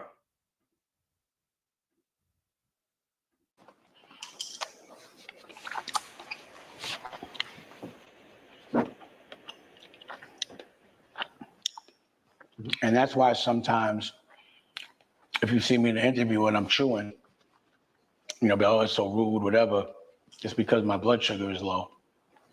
And I have to get some quick sugar immediately. And I'll be in an interview and I got to push through it. And I'll tell people like, yo, I got to, but, you know, in the clips, it looks like I'm just being rude, but I'm not. So I'll try to have freshly squeezed orange juice so I can have the most natural version of it, and candies that, you know, aren't so processed. What makes this?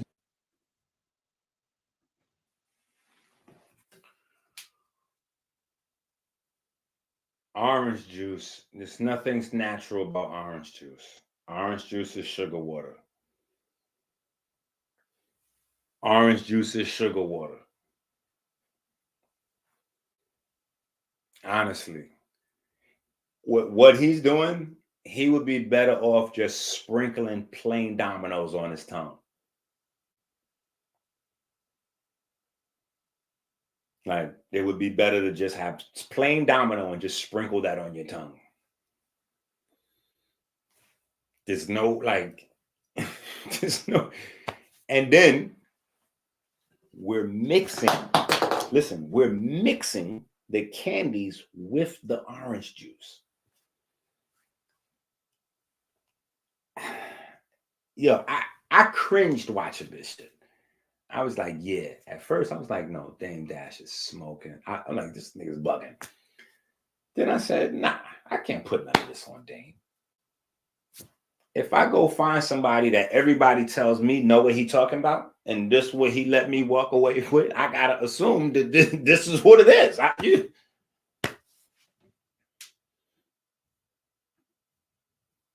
It's better about. Doesn't have like. Well, aren't you? Can you come out here for a second? So processed.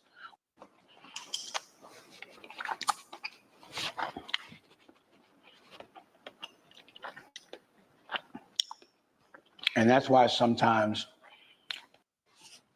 Let me show you why I stopped paying for all my.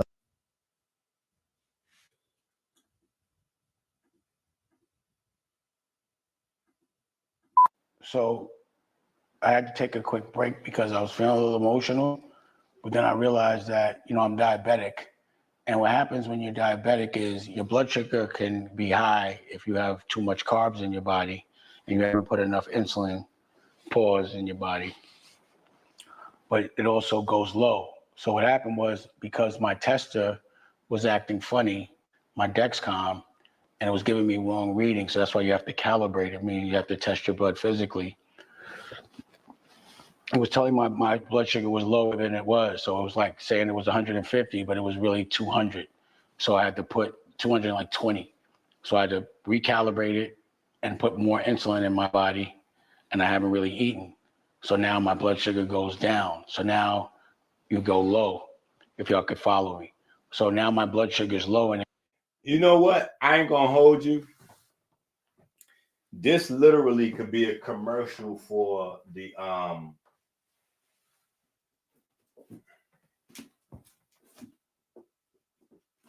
this is the sublime mathematics of diabetic arithmetic. This is the sublime mathematics of diabetic arithmetic. I should have started this video off with the intro of that. I need to put that video in this video.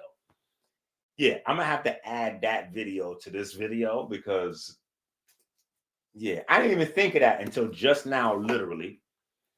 Paul, when you put that 16 ounces, when you put the 16 ounces in the chat, Paul just typed this in the chat. when he typed that, the number just triggered me. You know what I'm saying? And I'm like, this is the reason why we developed the idea in this book of a carb max number. That's something we created, a carb max number. And basically the carb max number, because each person has to do this. Each person has to figure out their lifestyle, their body, and, you know, they have to figure out what their daily requirements are. You know what I'm saying? Like, how much protein do you use a day? What, you know, based on how much you exercise, like, what's your protein requirement? Yours, not the average person. So I don't want to hear 0.8 per pound or per kilo, like none of that goofy textbook stuff. Like, what are you doing? You know what I'm saying? How many times a day are you consuming protein, whether it's animal or plant? Like, what are you doing there? How much fat are you actually consuming? You know, like, he's not eating in a structured way. There's no type 1 diabetics that should not be eating in a structured way, period. As a type 1 diabetic, your meals need to be structured. I'm not getting ready to tell you to go vegan. I'm not getting ready to tell you plant this and that or Sabi-less or alkaline or none of that goofy shit. I'm just saying, as a type 1 diabetic, you need to be working. And that's why in this book, we have so many different lists. Meaning, we have accountability stuff so you can keep track of what it is that you're doing every day, right? If you go to page 45 in this book, you have like 20 pages starting on page 45 dedicated just to tracking your blood sugar levels, your meds, and any ketones you're developing. Like, so as you're tracking your meds, how much you're taking every day and what you're taking versus your blood sugar levels, your ketones, like, this book is supposed to be, look, you can see it. It starts here on page 45.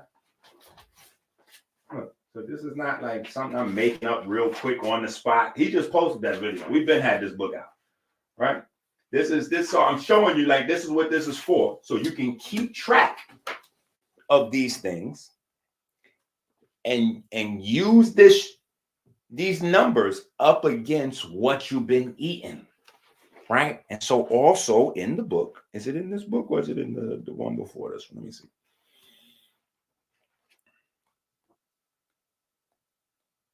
Okay, so in here you got, hold on. You do not have it in this book. It's in another book. It's in Divine Mathematics.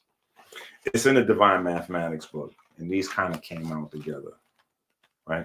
Okay, so in here you also have this tracking, right? This is another set of pages for tracking. On this one, you're going to track your carb max number, which as you study your body will probably change as you learn better and do better, right?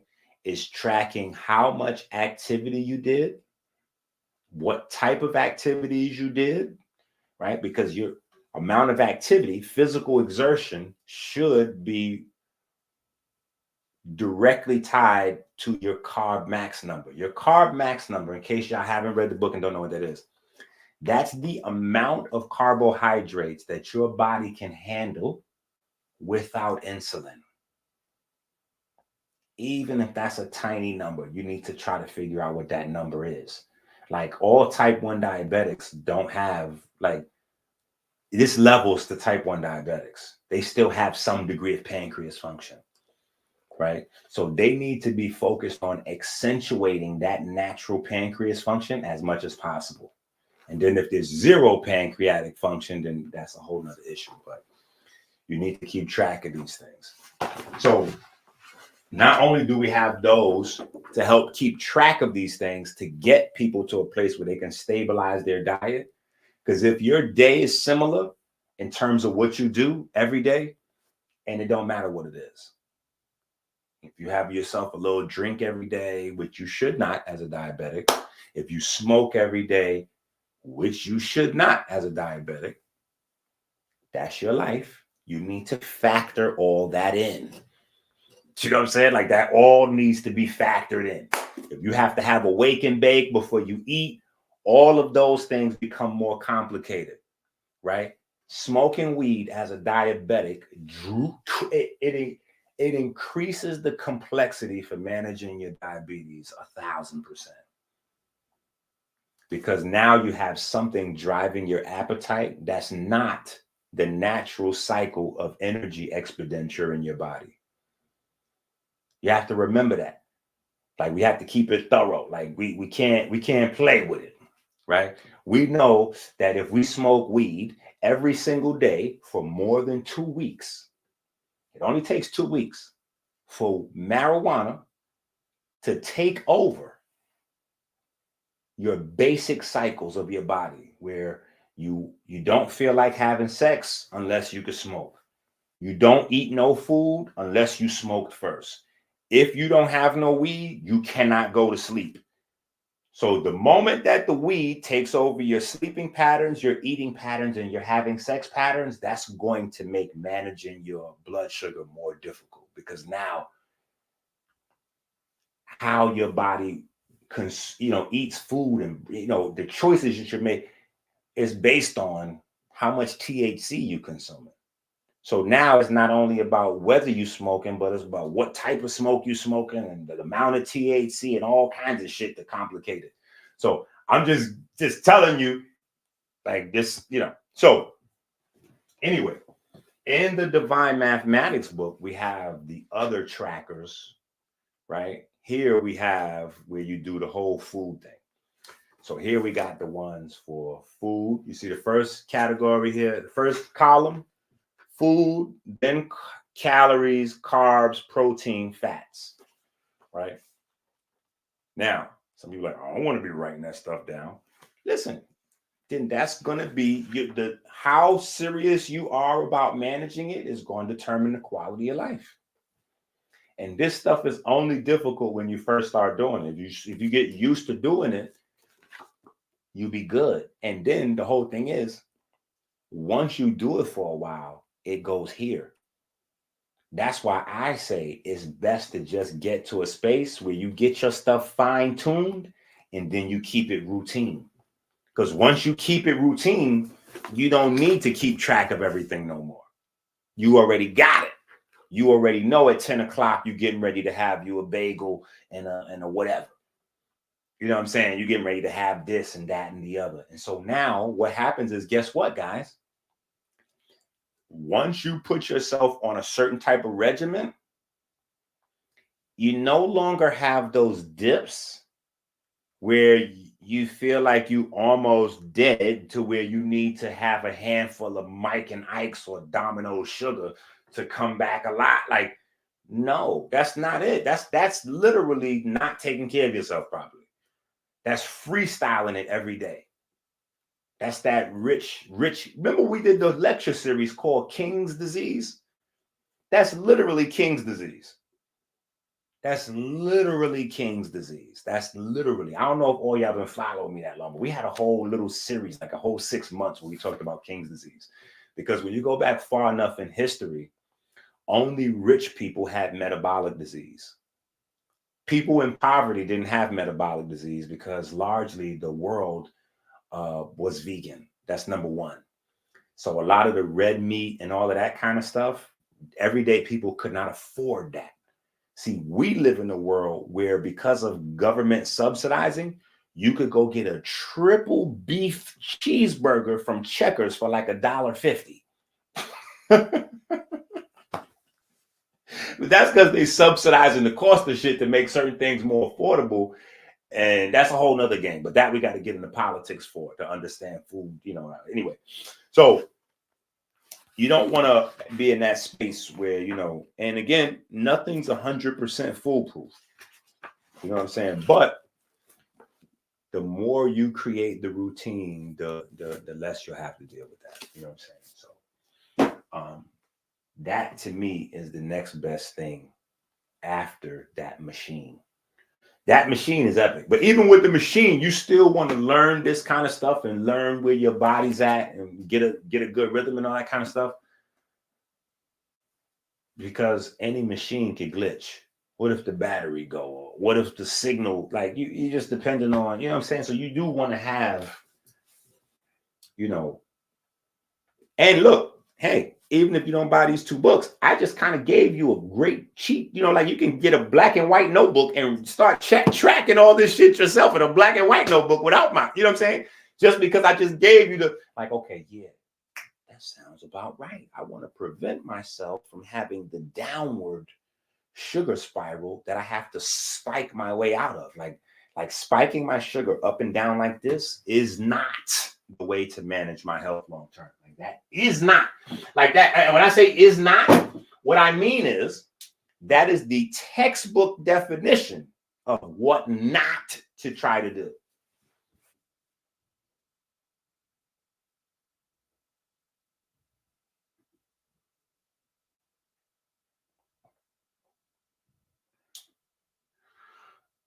I've heard of some of that stuff, but I'm gonna be honest.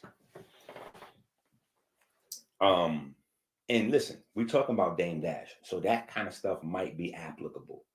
But because I talk to the general public, I try not to go too experimental until it becomes more mainstream, and not because I don't have faith in experimental stuff or new cutting edge stuff. It's just a matter of affordability. You know what I'm saying? Like, John Q. Public is not going to get a brand newly constructed pancreas out of stem cells. Like, that's just, we just are, we're ways away from there. We're ways away from somebody going in the hospital with diabetes and just coming out with another pancreas. But that is what's on the horizon, though. That is what's on the horizon. In fact, I was talking about that the other day because I was laughing at my mom's. You know what I'm saying? Me and my mom's on the phone, and I don't know how we got into this damn conversation, but me and my mom's was on the phone, and I guess we start talking about like how people, like back in the days, you know, they were saying like in the future, because back in the days, and I'm only 47, so it's, back in days can't go but so far, you know what I'm saying? But I'm talking to my mom. She got a different bird's eye view. But back in the days, you know, the world was going to end in 1999. Like, that's how the popular channels and all that was saying, like 1999, the world's going to end because everything is digital and the computers don't have a program for after 1999. Everything's going to reset to 0 and we're all going to die and this is that. 1999 came and went, and everybody said, oh no, we had the calculations wrong. It's really going to be in the year 2000, the end of the world. And so people was buying canned goods and all kind of shit. And New Year's came and went, and that was the end of that. And then all of those same people, because now it's the same group of niggas, right? They keep saying this over and over and over again. So they got to recalculate again. They go, oh, no, we made a mistake. We thought it was 1999. Then we thought it was 2000, but we realized we was using the wrong calendar. The world is going to end according to the Mayan calendar. Yeah, because we were supposed to, we was using the African calendar or the original calendar, which had the prime meridian on the Great Pyramid. But then they moved the prime meridian, which is the center of time, to Greenwich. Right. So like, no, we first calculated it on this, but then we calculated on that. We realized that was the total what we supposed to have calculated on the Mayan, because the Mayans used the number 9 in their calculation, and the 9 is the infinite number. Da, da, da, da. So the world is going to end in 2012. You know what I'm saying? And nigga, it's 2024. You see what I'm saying? And so we was just having this whole conversation, and then we was talking about how, like, the time period where people thought in the future about cyborgs, you know what I'm saying? Like cyborgs and all that kind of stuff. And my mom's like, yeah, that's still going to happen. You know, in the future, they're going to be making people like this and like that. I was like, Ma, you are already a cyborg. She was like, watch your mouth. Who are you talking to? I was like, what are you talking about? You a cyborg. You got a fake shoulder, a fake That ain't you wasn't born with that shoulder, nigga. That's a fake shoulder.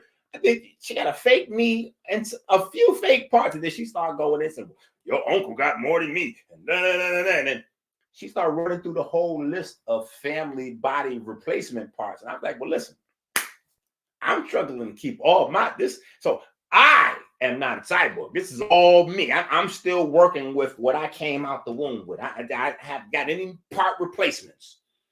These are all original. I'm a factory model. Okay, this is a factory model. All right, this is a factory model. All right, but we already are in the space where people are replacing body parts, and that is the goal of where research is going. Right, they're doing less studying how to revert. Anyway, I don't think much money at all. I haven't. I'd be deep in the journals.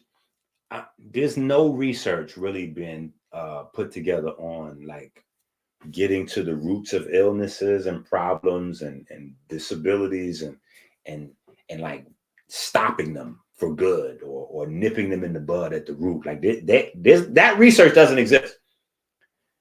Where the big money is going is managing symptoms, because symptom management is where you generate the money at, right? So say, for instance, your body is not nice to your kidney. Well, when we give you a new kidney, if you don't change the lifestyle, how long do you think that kidney is going to last? Not a lifetime, because your body is unfriendly to kidneys. So if you put a new kidney in there, well, shit, you probably got about 5 or 10 years at best with that one before you need a new one. So that one's not going to last as long as the original. If the original lasts 20, 30 years, you ain't going to get that out of this, because you still following the same lifestyle, right?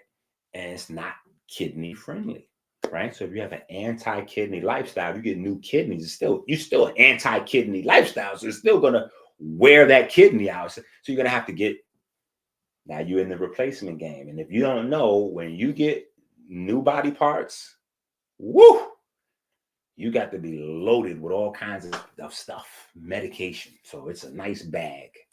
And it's a residual bag, because you got to keep the body, like, you got to make sure that the HLA system never like flips out on the new body parts, and then you get autoimmune disease quick. And it gets so, but that's the world that we're going into. So I'm glad you threw that in there. It is a big fact that that's where we're going.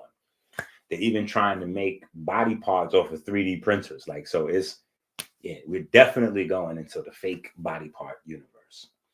The problem with that is, as we learn, and this is one of the reasons why you got to get that Soulcraft book, right? The first one. So we got two, the herpes book, and then the rise of the Black culture vultures. You got to get that book, because that book talks about a very important discovery that changed the whole world. It's a very important discovery that changed the whole world. And so far, I think we're the first ones to really apply the understanding to the health of the body. Now, have other people had similar concepts and discussed similar concepts? Absolutely. I'm students of a lot of them, but they never had the advantage of having some kind of documentation to add the scientific, academic, validity, and work from there in that space, right? Doc, what are you talking about? I thought you was only talking about Diddy in that book. No. That book is about 40% music industry and Diddy. The rest of the book is all about the soul that you have to sell, right? Because we need to identify that. What is the soul? Is it when you get into all these sex rituals and all this crazy stuff? Remember, the cost is you sell your soul.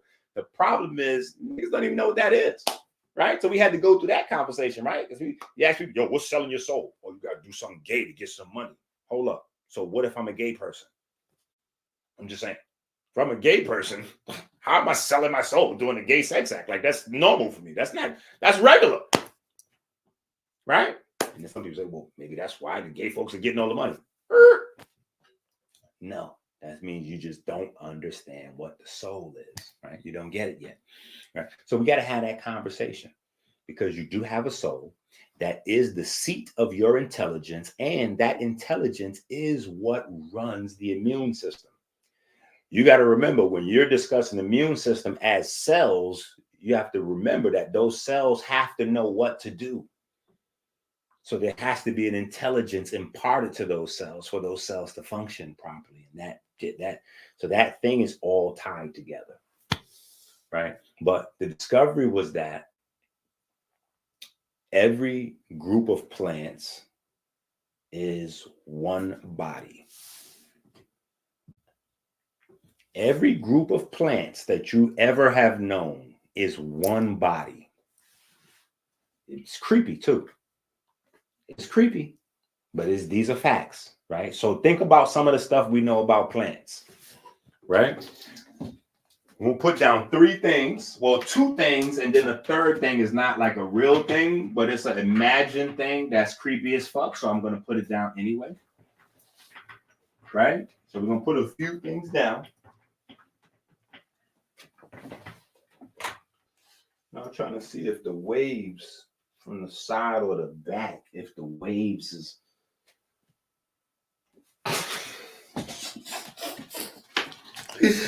Oh, shit, y'all niggas hating on the waves long distance. I don't know what's wrong with y'all, yo. I don't know how y'all hate on the nigga waves long distance. Okay. All plants within root range form a body. Boop. That's number 1. Number 2, we've been new, and this is one of my favorite books. If you have not read this book, finish reading whatever book you're reading right now, and then go and read this book. The Secret Life of Plants. See, this is why y'all need to join the Order of the Soul Craft, because we're going to be doing speed reading classes so that you learn how to read these books a lot faster. Because that's something I had to learn, because, okay, when I used to work on Wall Street, right? That's when they first start encouraging us. Now, I was aware of motivational speakers before I got down there, but not in a way that I was going to spend like $50 or $100 or $200 to go hear one of these niggas speak. I'm like, I'm going to just get the tape, so I'm going to catch it on you. I think I'm not getting ready to actually go see Les Brown. You know what I'm saying? But when I got down there, they encouraged it. We started doing, whatever.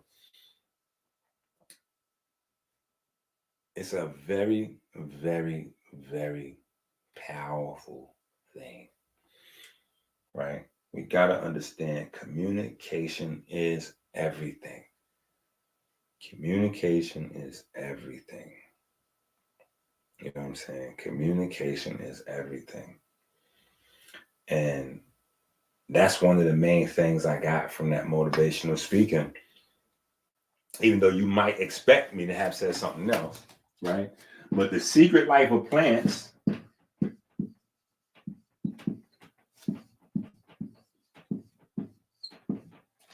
plants talk, right? So this is one set of discoveries, right? That's one set of discoveries. This is a much newer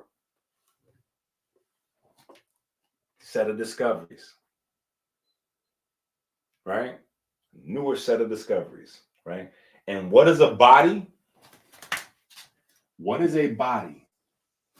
A body is a group of cells and tissues that are all communicating to each other and feeding each other and sending each other nutrients and just like your body, right? You got different types of cells. Well, in any group of plants, like if I go in my front yard, there's grass.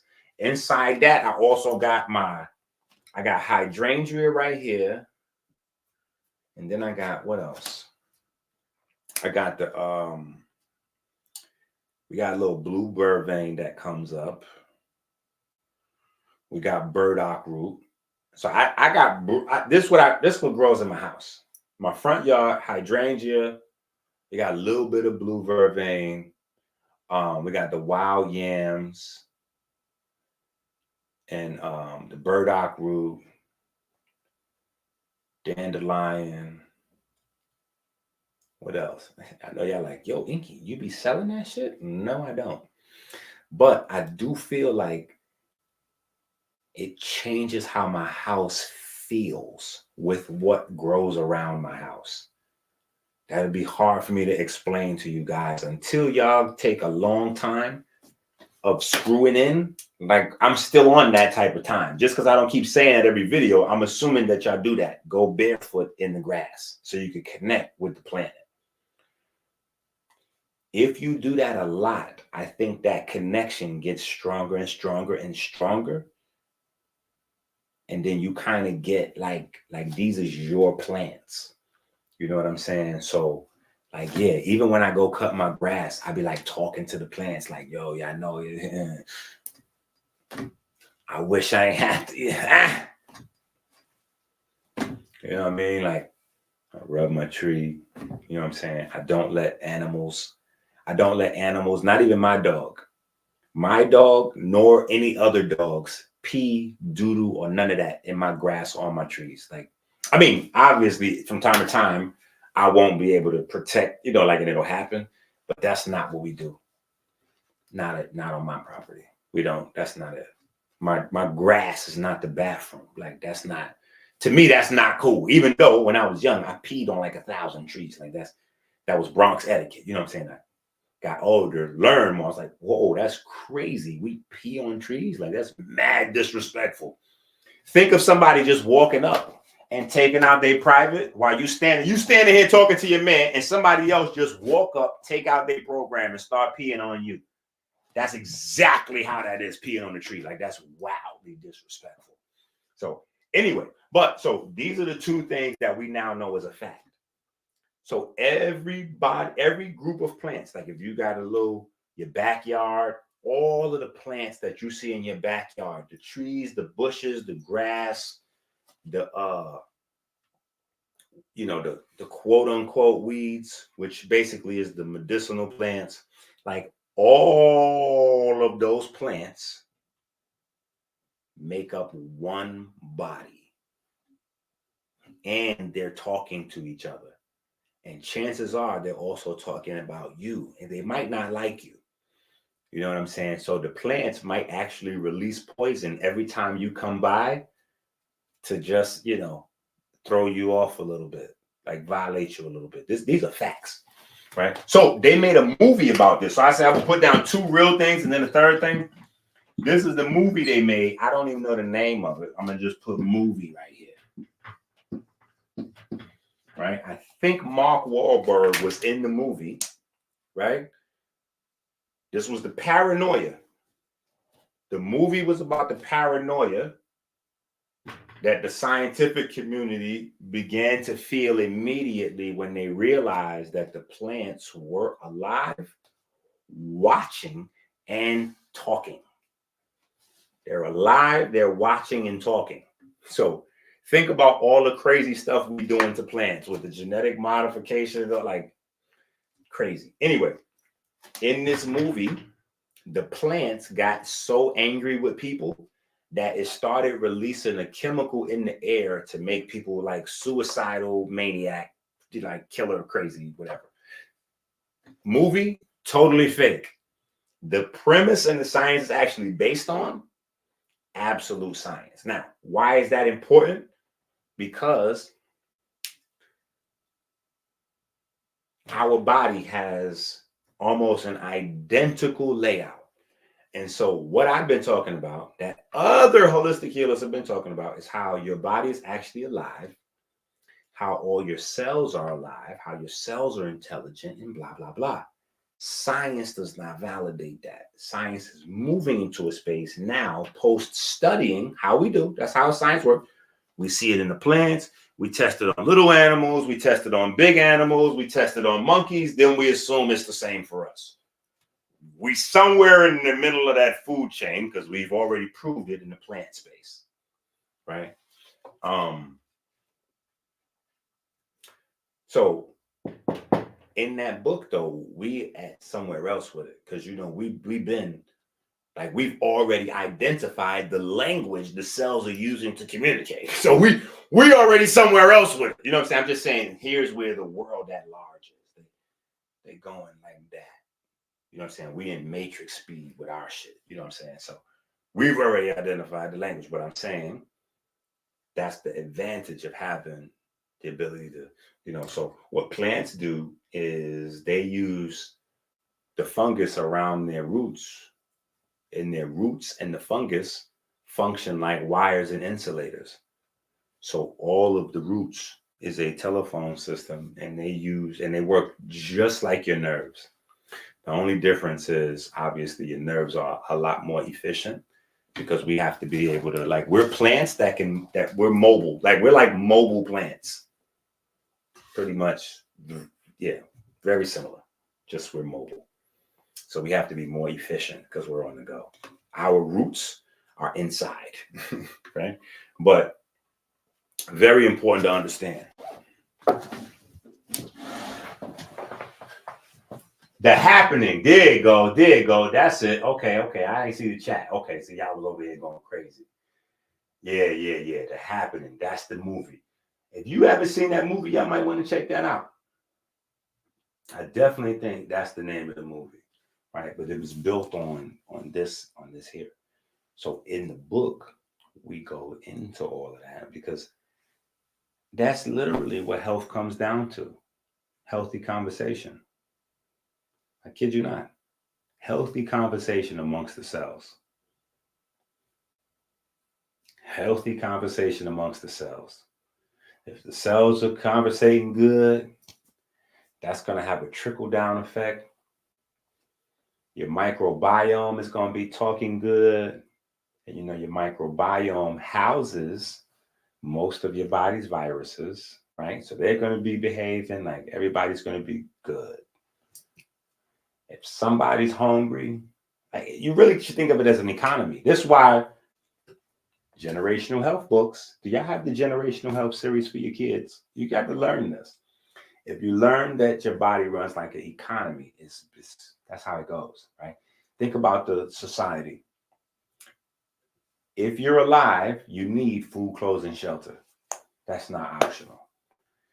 The only thing that's optional is how you go about getting it. So are you creating a society with a lot of poverty inside your body? Because if you create a lot of poverty, you're going to create a lot of criminals, right? Poverty, you're going to have criminals. People are going to be robbing and stealing.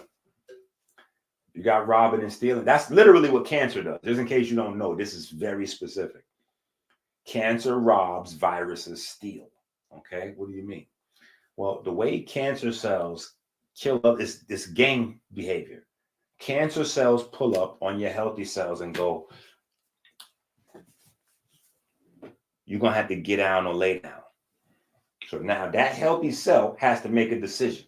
Either I become a cancer cell with them, or these cancer cells is going to, they're going to get me. And so that's how gangs, that's how gangs grow. You know what I'm saying? When you get a little gang in the neighborhood, they terrorize the neighborhood. And the only way to be safe from the gang is to join the gang. That's how cancer cells behave, right? And they eat all of the food. That's why cancer cells have much more insulin receptors than healthy cells, because the amount of those extra insulin receptors is the multiple of how much more glucose they're going to consume versus the healthy cells. And that's going to starve the healthy cells and increase the inflammatory conditions around the cancer cells, right? So that's how they get down. Now, viruses, what they want to do. The only ones that really mind their business in your body is bacteria. Bacteria minds their business. Cancer cells, they steal in your cells, your healthy cells, resources. They're going to eat all of the your cell's going to starve. Viruses, they actually want to get into the cell, rape the cell, kill the cell, and make their own cells. Like viruses are wild, right? So robbing and stealing. Now, if you make a nice place, the money is flowing, right? The energy is flowing.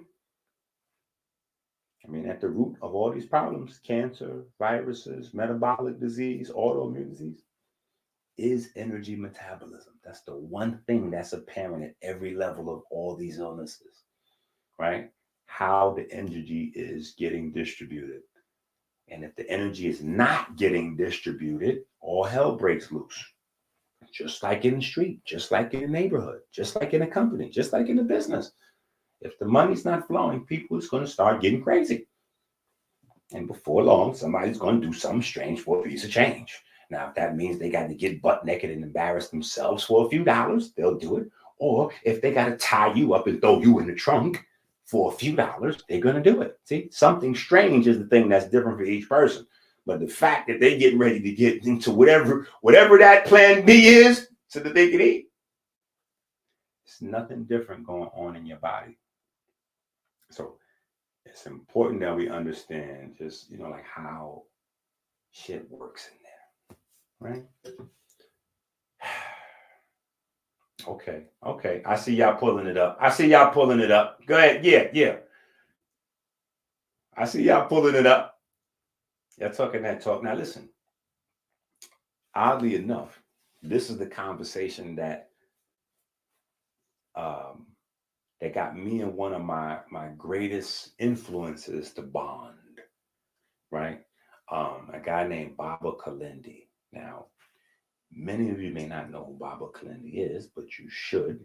Baba Kalindi was like a worldwide recognized, I'm not going to say like a boogeyman, but he was just one of those. You ever see that commercial with the guy selling that liquor? I forgot what liquor it is, but then he's like the most interesting man in the world. Baba Kalindi would be like similar in that space. You know what I'm saying? Like he was training Wesley Snipes and other movie stars to do martial arts and travel in the world to teach mushrooms and all kind of like just like one of the most interesting men in the world, kind of. You know what I'm saying? But anyway, that was one of my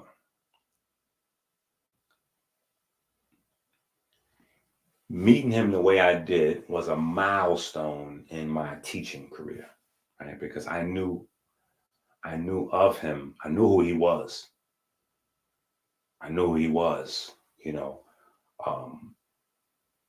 And then one day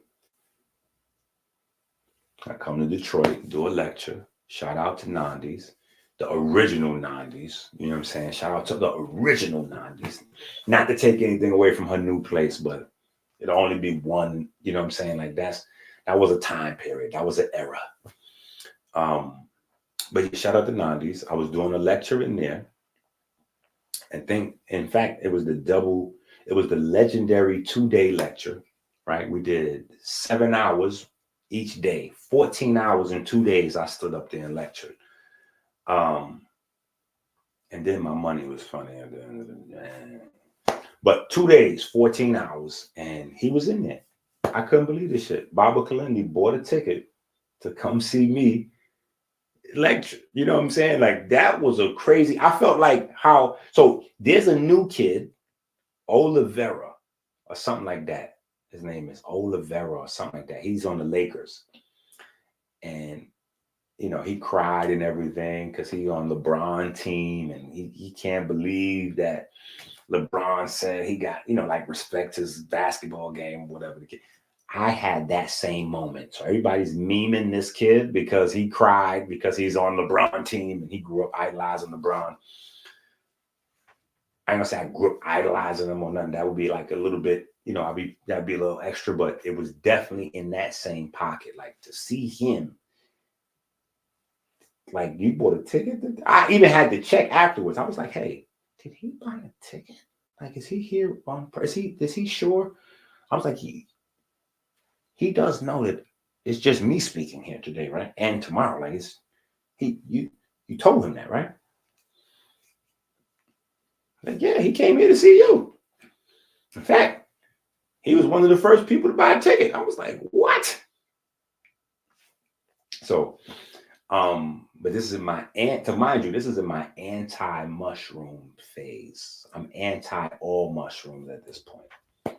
I'm like, yo, people don't know what they're doing with the mushrooms. They think all mushrooms is all mushrooms. They don't realize mushrooms is high in this and this and this.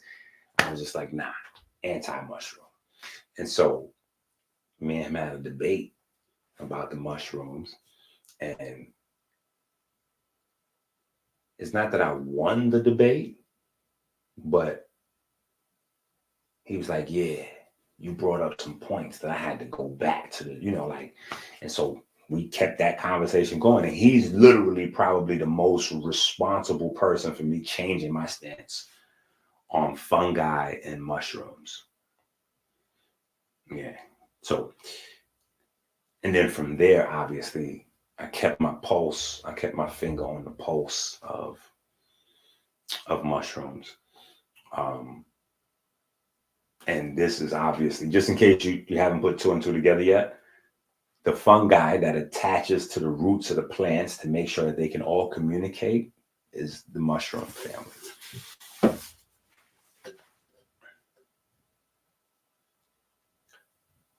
Dennis, unfortunately, brother, me and you are watching way too much TV because only me and you know what you like. Oh shit! Are we done with Dame Dash, man? I'm cool. I'm off Dame's teacher. We wasn't really on Dame, right? Because Dame is now, just in case you didn't know what happened, Dame went from socially, publicly, right? There was a time period where people were starting to look at Dame weird. I never was because of where I'm from.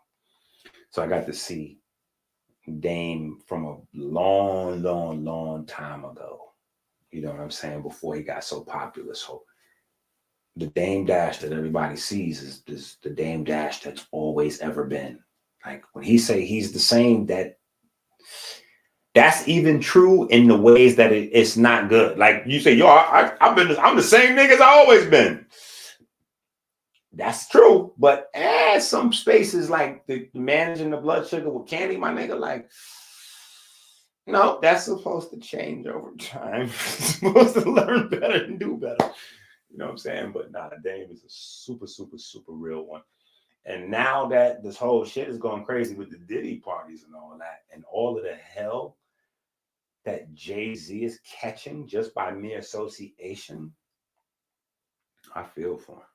Plus, you see, y'all was with me when I went through the whole Polite debacle. Like, and I wasn't even with Polite for years before that shit happened, but association, you know what I'm saying? So for a lot of reasons, I'm like, but now Dame stock is up because now he looked like he was a prophet. You know what I'm saying? He looked like he saw this whole thing in advance.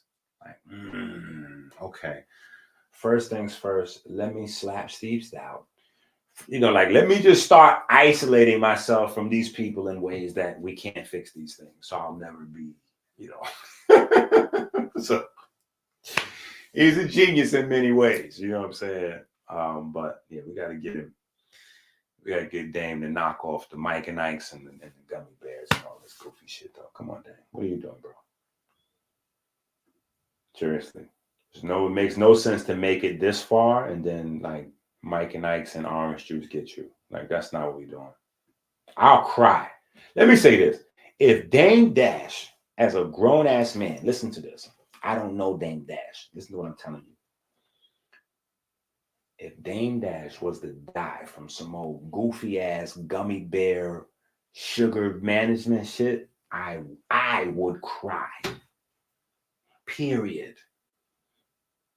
Like, no, like, this is literally why I do this, because there's too many people that don't have to die that's going. You know what I'm saying? So, yeah. A little emotional, but then I realized that, I'm diabetic And what happens when you're diabetic is your blood sugar can be high if you have too much carbs in your body and you haven't put enough insulin pause in your body. But it also goes low. So what happened was, because my tester was acting funny, my Dexcom, and it was giving me wrong readings. So that's why you have to calibrate it. I mean, you have to test your blood physically. It was telling my blood sugar was lower than it was. So it was like saying it was 150, but it was really 200. So I had to put 220. So I had to recalibrate it and put more insulin in my body, and I haven't really eaten. So now my blood sugar goes down. So now you go low, if y'all could follow me. So now my blood sugar is low, and then you have what's called a reaction. And what happens is you start to sweat. You have to get sugar, quick sugar, to make your blood sugar get back. Now, what will happen is, now I got orange juice. He had this. He said pause because he said put it in me. You know what I'm saying? Like, it was discreet, but if you got that uptime, and I'm gonna be honest, Harlem did not invent pause. We invented pause. We. And when I say we, I don't just mean the Bronx in general. I mean my neighborhood specifically. We invented pause. Right? We invented pause. And then it traveled down to Harlem. You know what I'm saying? Like, people be acting like, I don't know why they try to, like, the Bronx is always the hidden, you know what I'm saying? Like, the hidden hand in the Harlem everything. You know what I'm saying? Like, it's always the Bronx behind the scenes. Like, you know what I'm saying? So no, we came up with that in the Bronx. I gotta relax in Harlem. But the more you play the game, the more you listen for subtleties. And that's what the game is basically developed for. Because the culture was getting more and more and more like anti-man and like anti-masculinity and all that kind of stuff. The game was created so you could tighten up. You know what I'm saying? Like, hey, watch that. Watch that. Ooh, don't. And listen, I don't have anything against gay people, bisexual people, but I do have something against, like I always say, people tricking you or misleading you, or like what Puffy's did. They say put people on drugs, to pass out drugs, and they wake up and they realize, you know, something may have been taken that can't be given back, right? So that's the game we don't play. You know what I'm saying? Like, nah, we're not going to slowly encroach on you and make you think something is different than what it is. Like, none of my homeboys wear purses. Respectfully, that was one of the red flags where we knew that Polite was beginning to lose his shit. Like, bro, Brooklyn niggas don't wear purses, bro. This niggas wearing purses. Oh man. What are you gonna say? They got him over there. I don't know. So that's what the pause game is about. It's just some heightened sensitivity on things that could sound a little crazy. So that's what he said. He said, Paul, he said, put it in me.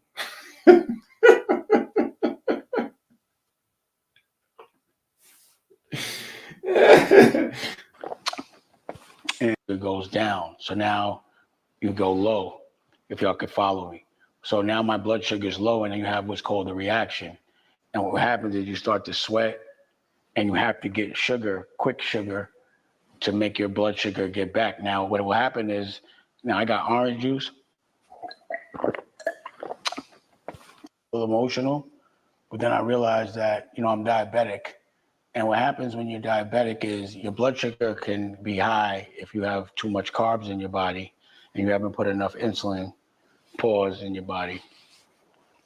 But it also goes low. So what happened? Yeah, so any type of putting something into your body could be, yeah. So you just always like put it in your body. Any type of phrase like that. You just, you know, it's just like for, you know, like all extents and purposes, like, you know, GP, like we're just gonna put a pause on that. Just, you know, was because my tester was acting funny, my Dexcom, and it was giving me wrong readings. So that's why you have to calibrate it. I mean, you have to test your blood physically. It was telling my blood sugar was lower than it was. So it was like saying it was 150, but it was really 200. So I had to put 220. So I had to recalibrate it and put more insulin in my body, and I haven't really eaten. So now my blood sugar goes down. So now you go low, if y'all could follow me.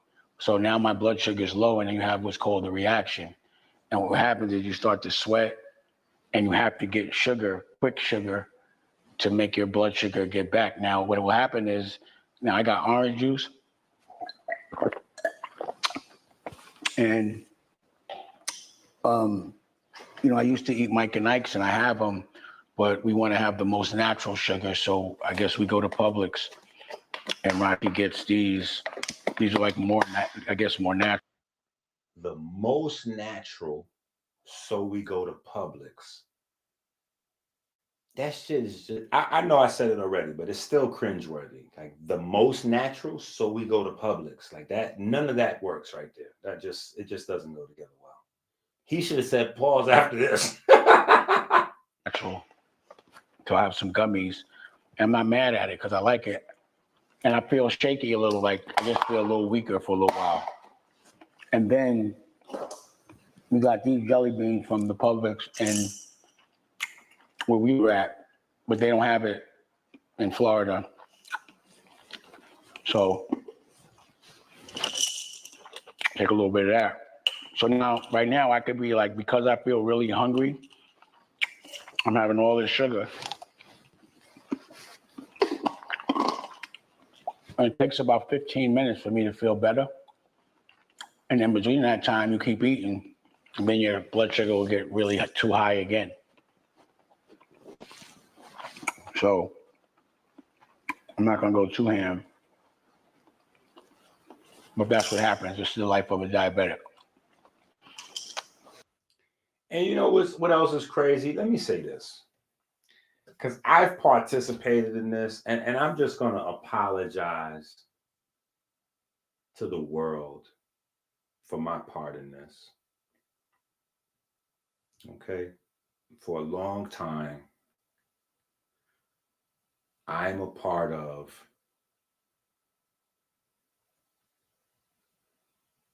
an anti-white rice establishment.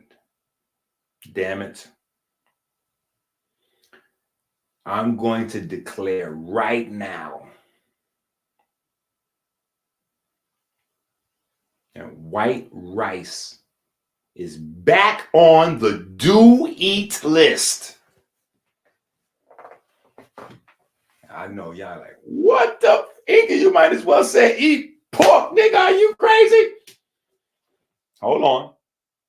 Before y'all start trying to persecute me and say Inky has lost his shit for good. This is the moment where Inky, this is the Inky Illuminati ritual. This is right here is Inky selling his soul right now. This nigga just said eat white rice. Listen.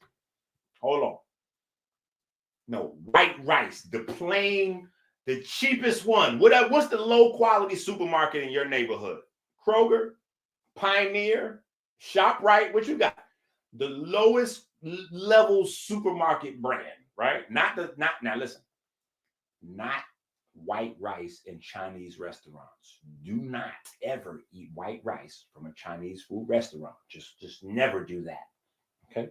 But white rice that you make yourself at home, the least expensive one, right? That one, right? Here's what I'm going to say. It's not for everybody. It's not for everybody. Okay? But it is a very, very, very simple carbohydrate that your body can convert into sugar very rapidly, which is the number one reason why across the board on everybody's health list is do not eat white rice, because white rice is basically what? Sugar. It's going to turn right to sugar as soon as it hits your blood. Well, guess what? See, remember when I was telling y'all about Steve, and me and Steve was having an argument about hybrid foods and this and that, and I seen this nigga eating chicken, and I'm saying, listen, it don't matter what hybrid fruit you got. Grapefruit, lemon, or whatever you thinking, every fruit, hybrid or otherwise, is healthier than the fried chicken, nigga. So what I'm saying is, I am restoring white rice, because if it comes down to eating white rice or jelly beans and gummy bears with orange juice, like, ugh, no. Well, Chinese food, I say no, not even because of the chemicals or the Chinese, none of that. Chinese people got some shit going on where they're making fake rice out of plastic, and they're using fake rice to cut real rice. So when you buy white rice from the Chinese restaurant, some of that rice might not be rice. So that's why I say that. So yeah, it's just too much to try to figure out with those niggas. I'm just saying. But if we're trying to do a simple carb, you know what I'm saying? Like, man, white rice, and then you got cheap oatmeal. You know, the oatmeal that comes in the pack with the sugar already in it a little bit.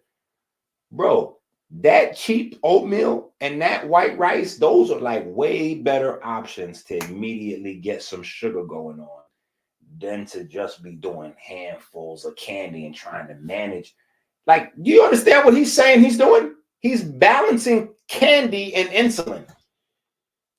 So he's running his sugar up with candy, and then he's balancing it, trying to find the right level with the insulin, and we'll overshoot insulin.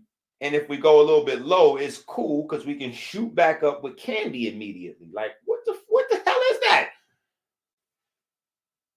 No, we're not doing no candy and insulin shit. That's crazy. No, we're not doing that. That's fucking insane.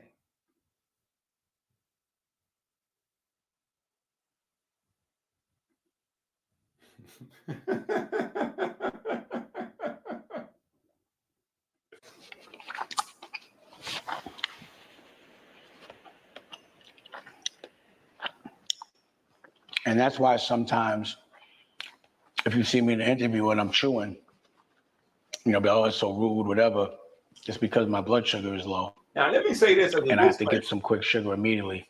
Let me say this, though, because I feel like this probably might happen to me. You know what I'm saying?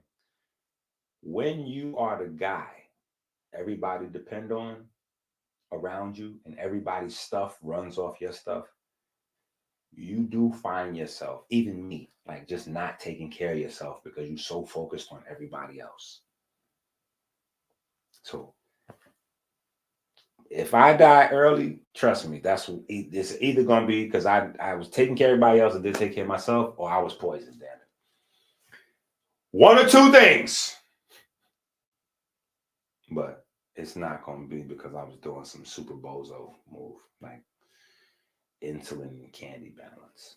And listen, I'm not blaming that on him because he didn't already put himself out there with a particular holistic, fruit guy, healer that's supposed to be, So I'm not going to put this on him. I'm going to put this on your guy that's supposed to have educated you and taught you how to manage your blah, blah, blah, blah, blah.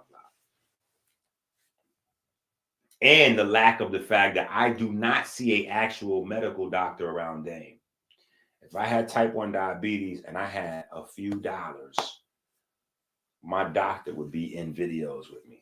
Like my doctor would be one of my main homeboys. Like it'd be, that's how over the years, that's how tight we would have got. And so that's what I'm suggesting to people watching this. Get you a doctor and get close with them.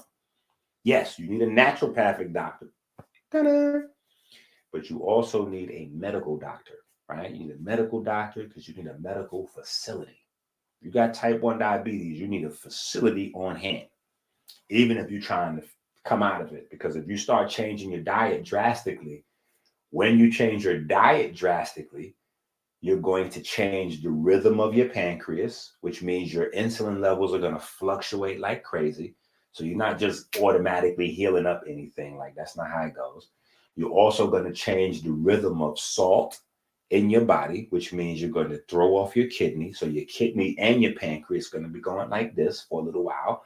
Like all those things need to manage. You know what I'm saying? All those things need to manage. So like when you start making a lot of changes with your diet, I always say, you know, if you're going from fast processed food to a more natural, you need to make sure you include celery. Celery is going to allow your body to slowly come down off of the sodium, as opposed to having a high sodium diet. And then the next day you on a crash course diet where you ain't have no sodium, and you load it with potassium, which is going to further lower your sodium level. And that again is going to be like a spike and drive your kidney insane. None of your organs like spikes. Everything likes smooth transitional rhythm. Right? Nothing likes immediate drops. You know what I'm saying? So you kind of want to phase in and out of stuff, which is the reason why we do the 40-day fast the way we do it. So you don't go from your regular life to just one meal of juice a day or no crazy shit like that. That's the dumbest thing ever. When you listen to these guys telling you about fast, that should be the number one thing. Listen, that's how you know if they know what they're talking about or not. How you go into the fast and how you come off the fast. Forget about the substance of their fast. Listen to what I'm saying. Some people will have you on an all water thing or no food, this or that or the other. It doesn't matter. You know how we play, right? That doesn't matter as much as how you transition into the fast, that first 48 to 72 hours of your fast, if not the entirety of your fast only lasts that long, right? But how you go into the fast, and then once you get your body in a fasting state, right? How do you bring your body back out of that, right? If you think you're supposed to just go to not eating cold turkey, and then when your fast is finished, you rewarding yourself with White Castles, you are insane. You are insane. Forget about your pancreas and your kidney. You're going to drive your parasympathetic and sympathetic nervous system upside down, which is going to have half your organs, like God is music. Your body runs on rhythm, bro. That's the only thing I could say. And I'll be in an interview and I got to push through it. And I'll tell people like, yo, I got to, but in the clips, it looks like I'm just being rude, but I'm not. So I'll try to have freshly squeezed orange juice so I can have the most natural version of it, and candies that, aren't so processed. What makes this better about? It doesn't have like. Well, aren't you? Can you come out here for a second? So this is the part of my life that I love, is having a partner that cares, and that can actually tell me, and hopefully you can hear from my microphone. Like, tell them why would this be better than Mike and Ike's, like a natural? Okay, well, it doesn't have it's flavored with actual fruits, so that it's not flavored with red 40 and artificial. So the candy flavored with fruits. And we went to a special supermarket to buy candy that's made out of the fruit. Hold on. So we went into the supermarket and we walked past the actual fruit, which has the sugar and the pigments and the protein and the antioxidant and the fiber and the sugar. We walked past the grapes and the things that can get that sugar just fast, just like that, like candy. We walked past the fruit and we grabbed the synthetic fruit. Okay, so we walked past the natural fruit, and then we did purchase and consume the synthetic fruit. Okay. Because I'm not going to comment. I'm just going to keep saying what actually happened. And hopefully I'm not the only one that sees this. Like, I'm not in the Twilight Zone. So we walked past the actual fruit. And then we got the fake fruit. So we went to Publix. Listen, Publix is not the bottom of the line supermarket. Publix is like old school Whole Foods. Before there was Whole Foods everywhere, niggas was going to Publix. I don't know about y'all. See, if y'all don't know really about the hierarchy of supermarkets, then y'all really don't understand the healthy eating thing.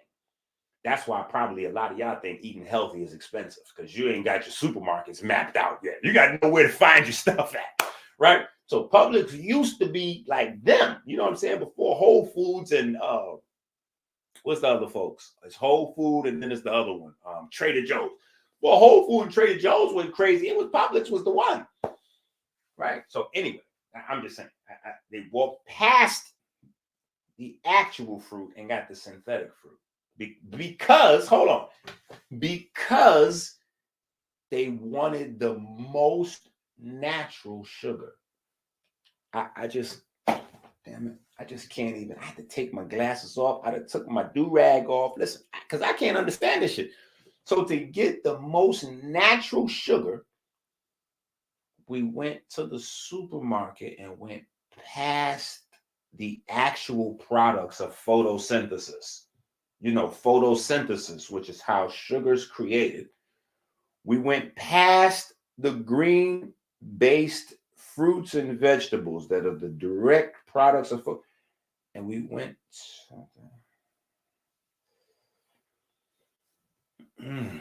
And this is what he learned from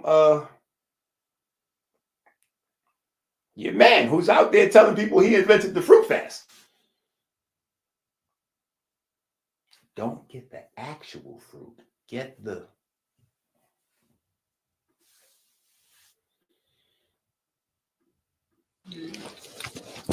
And that can actually tell me, and hopefully you can hear from my microphone, like tell them why would this be better than Mike and Ike's, like a natural. Okay, well, it doesn't have, it's, Yo, why does, maybe it's just the fact that he keeps saying natural. Why does he keep saying natural? it's flavored with actual fruits so that it's not flavored with red 40 and artificial dyes. And also there's a red dye. Oh my God. Listen. That's a beautiful lady. I get why he's in love with her, right? I don't want to violate his lady. That's his lady, right? She don't know what the fuck she's talking about.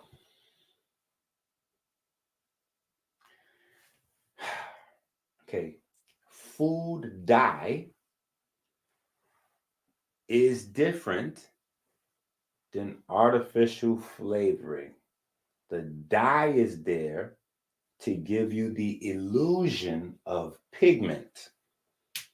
The dye is there for coloring purposes, right? The dye is there for coloring purposes.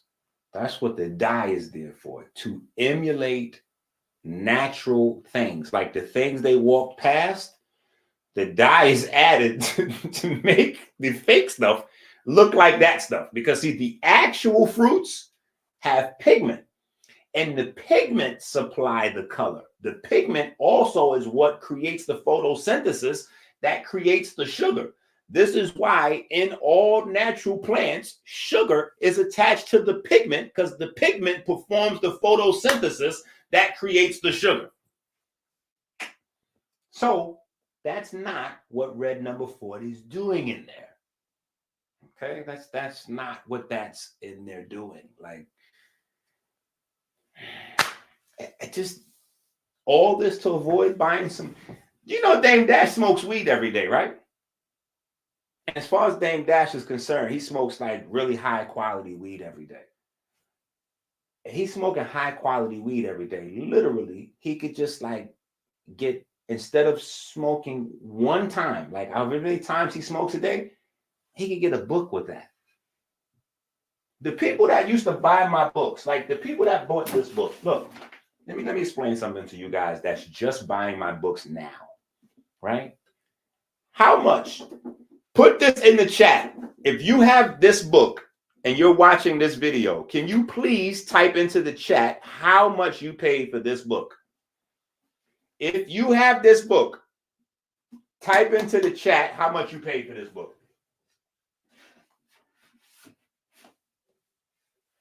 Bam. Do you see that? Look, you see that?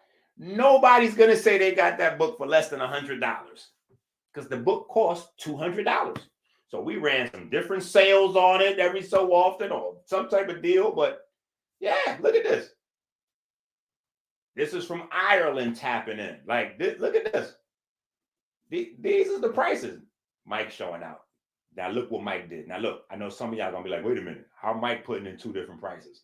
Because Mike has a paperback and he has the hard copy. Like we did two. I love Mike. No Mike, no us.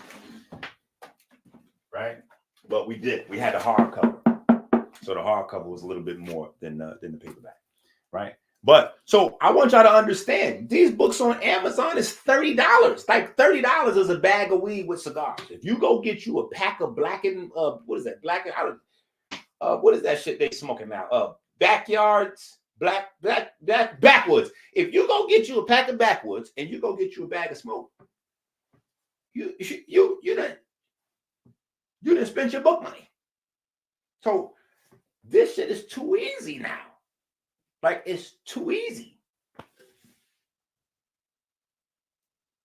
Look at Mystic said, I'm going to get it right now. The books no longer exist. They're not available. They sold out. The books, that you can't buy the books. What I'm saying is the books that I have on Amazon now, because Amazon prints them and Amazon ships and does all that, Amazon allowed me to make these books way cheaper. When I was doing these books, I was printing these books myself. I was printing these books myself and shipping them out. So the cost, the labor, not to mention the fact that I'm still the person writing and researching this and that, but the cost and the labor of doing it was way higher.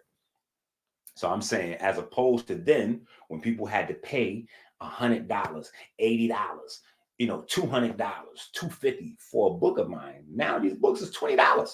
What are we doing?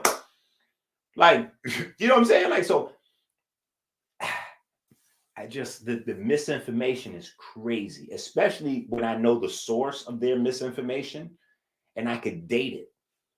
He's running around teaching people in 2024 the stuff I was teaching people in 2010, bro. Watch.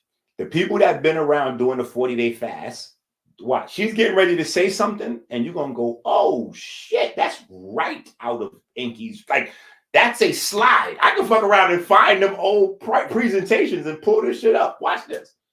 I remember when I was in Ohio, the first time I did it, we did a lecture in the back of my guy's barbershop. It was, or not my, he became my guy. Shout out to Yellow Morgan, but his people, they had a barbershop in Columbus, Ohio. I remember the first time I did this lecture. You'll see. Dye out there that most red fruits. And that can actually tell me, and hopefully you can hear from my microphone, like tell them why would this be better than Mike and Ike's, like a natural. Okay, well, it doesn't have it's flavored with actual fruits so that it's not flavored with red 40 and artificial dyes. And also there's a red dye out there that most red food coloring is made from. It's made from bugs. So just so you know. So the red 40 is in the Mike and Ike's. Red 40 is in Mike and Ike's. There's also another bug food. Do y'all remember when we did that? The very first time we did the conversation about chicken period and all that, remember? We had the slide to show the beaver duty, the poop from the beaver. This is the very first time we did, the first year we did the 40-day fast. It had the poop from the beaver. Like, we was going through all this stuff, the rat droppings in the food and all that. That right there is literally off a slide. So I could date this info. This is really old. For him to have worked with a naturopath in 2023 and still be thinking about this. Correct. Absolutely. You know exactly what I'm talking about. Bro, that's what I'm saying. When I listen to these people, I can tell where they got this shit from. Dye that's smashed up beetles, and it creates like your favorite red velvet cake is made from beetles, from beetle juice. literally. It's like smashed up beetle juice.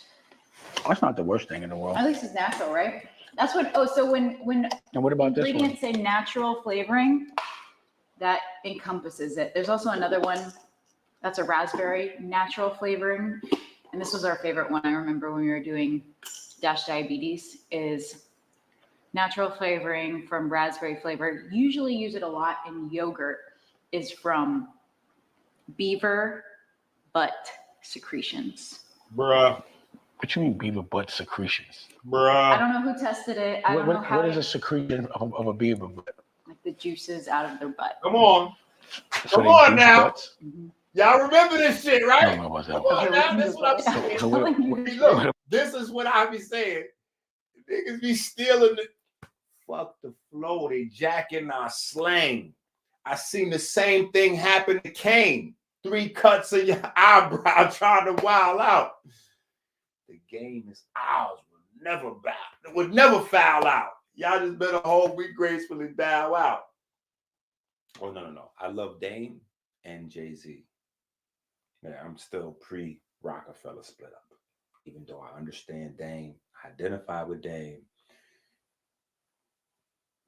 Still Jay. So, yeah, I'm not falling for the Rockefeller antics. I like the Jay-Z side of Rockefeller, and I like the Dame side. About this one right here. So natural flavorings for all you guys under natural It's flavorings. beaver butt secretion. Beaver butt secretions, smashed up. But what is the secretion? Like what is that? What is that liquid? That's crazy. It's just a juice that has flavor. All right. What about this? Same thing. So it's just not red 40s and green and yellow 5s and stuff like that. It's flavored with fruit juices. And it's flavored with cane sugar rather than high fructose corn syrup. Still. Why does she keep saying flavored with? It's not flavored with sugar. Like that's the basis of it. That's an ingredient. Hold on. Let me go get my copy of the food chemistry book because I don't understand. I don't know if y'all know, but the food chemistry book. Let me get that book because that book has every section of food. Like that's a biochemistry book. So you cannot make a biochemistry textbook unless you address food colors and food dyes. Like we have a section. Let me go get that book so we can talk about this. We need to discuss this, damn it. Dame, you're wilding over there. So here's a free consultation for you. Dame, you owe me about $350 after this damn. What we did 3.5 hours on that. Dame owe me a few dollars. Damn, you owe me a few dollars. My name is Minister Inky. I am the naturopathic doctor and the spokesman for the Melanin-Verse Diabetes Ministry.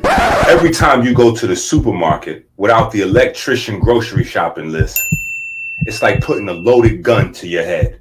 Stop playing Russian roulette with your life. Help us make America great again. Learn how to save time. Learn how to save money with the electrician grocery shopping list on Amazon now. Go to Amazon now. The life you save may be your own. That's the algorithm. All right. So this is the glycation book. The master book for glycation stuff. Nope, that's not what I was looking for. I just went to get these books out of my room so I could get to this book. This is the food chemistry book. This is the biochemistry textbook. And of course, we have written it in Ebonics. No, we didn't. Yeah. No, we didn't. Hold on. page.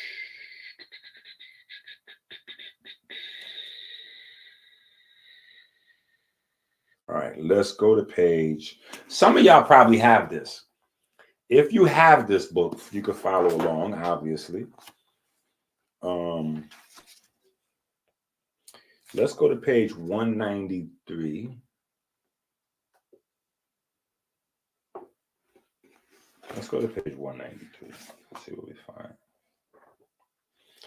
I know it's somewhere in here.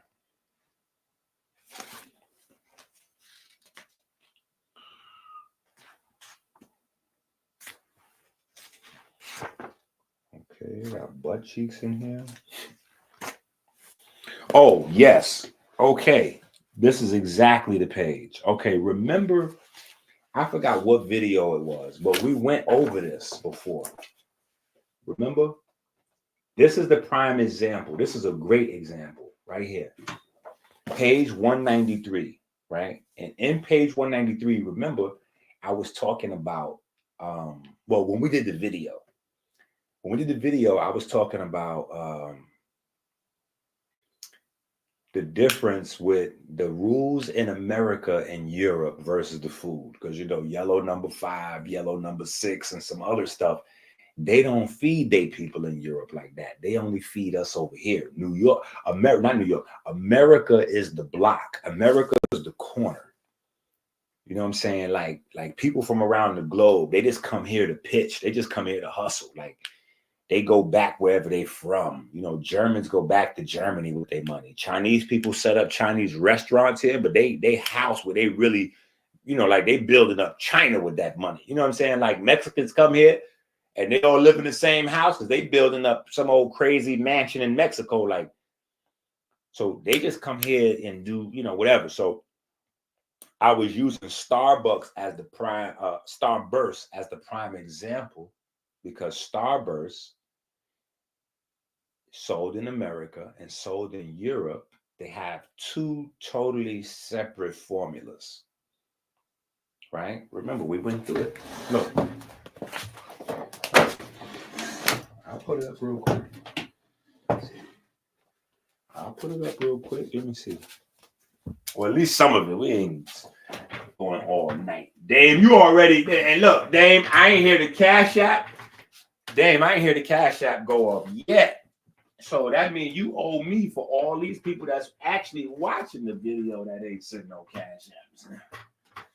Shit, dang, this is according to what you got going on over there. Dang, this is the most in-depth class you done had on your situation yet, sir.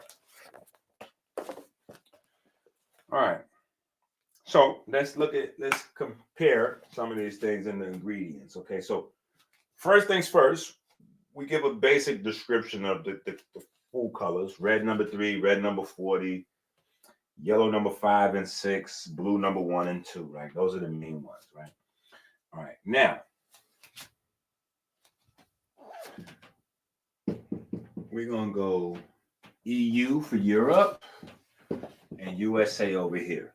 Right. So over here, inside your Starburst, you got corn syrup.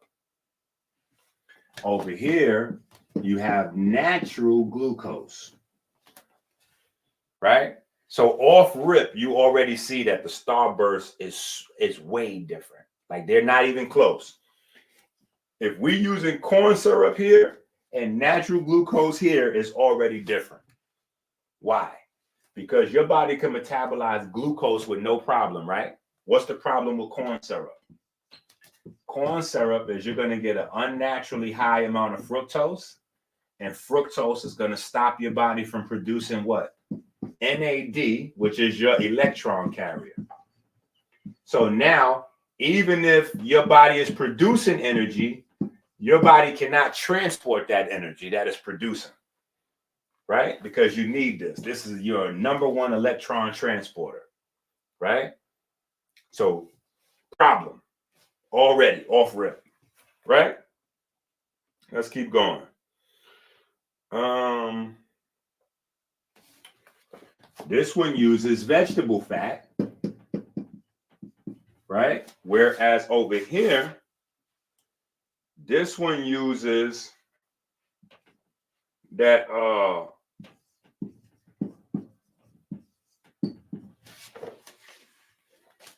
palm oil, right? Which is another problem, right? Now we keep going. They both have some, well, over here, the American one uses fruit juice. This one uses fruit juice from concentrate, right? Fruit juice concentrate.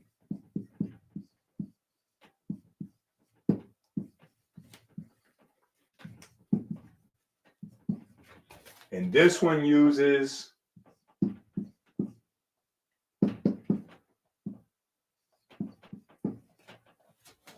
right? So this one is the juice. This one uses the type of juice that doesn't have juice in it. You know, like when you go to the store and you get a juice, or you thought you got a juice, and then you turn the bottle around and that should say 0% juice in it, and you scratching your head like, how the hell does a juice have 0% juice? Yeah, that kind of thing is what's going on over here. Just FYI, so we're on the same page. All right. Then we got, okay, modified starch over there. Over here, we're doing gelatin. So we got gelatin over here, which is what? Pigs and cow hooves. Oh, shit. So, yeah, it gets different, right? Now, but here's the thing. So there's a few other things I'm skipping. Like, get the book if you know, it'll give you more, but this one has all of the fake colors in it. This uses all the fake colors. The red number 40, the yellow number 5 and 6, the ones that are banned in Europe, right? And the blue number 1. What does this use over here? Well, check this out. Anthocyanins, carotenoids, and chlorophyll.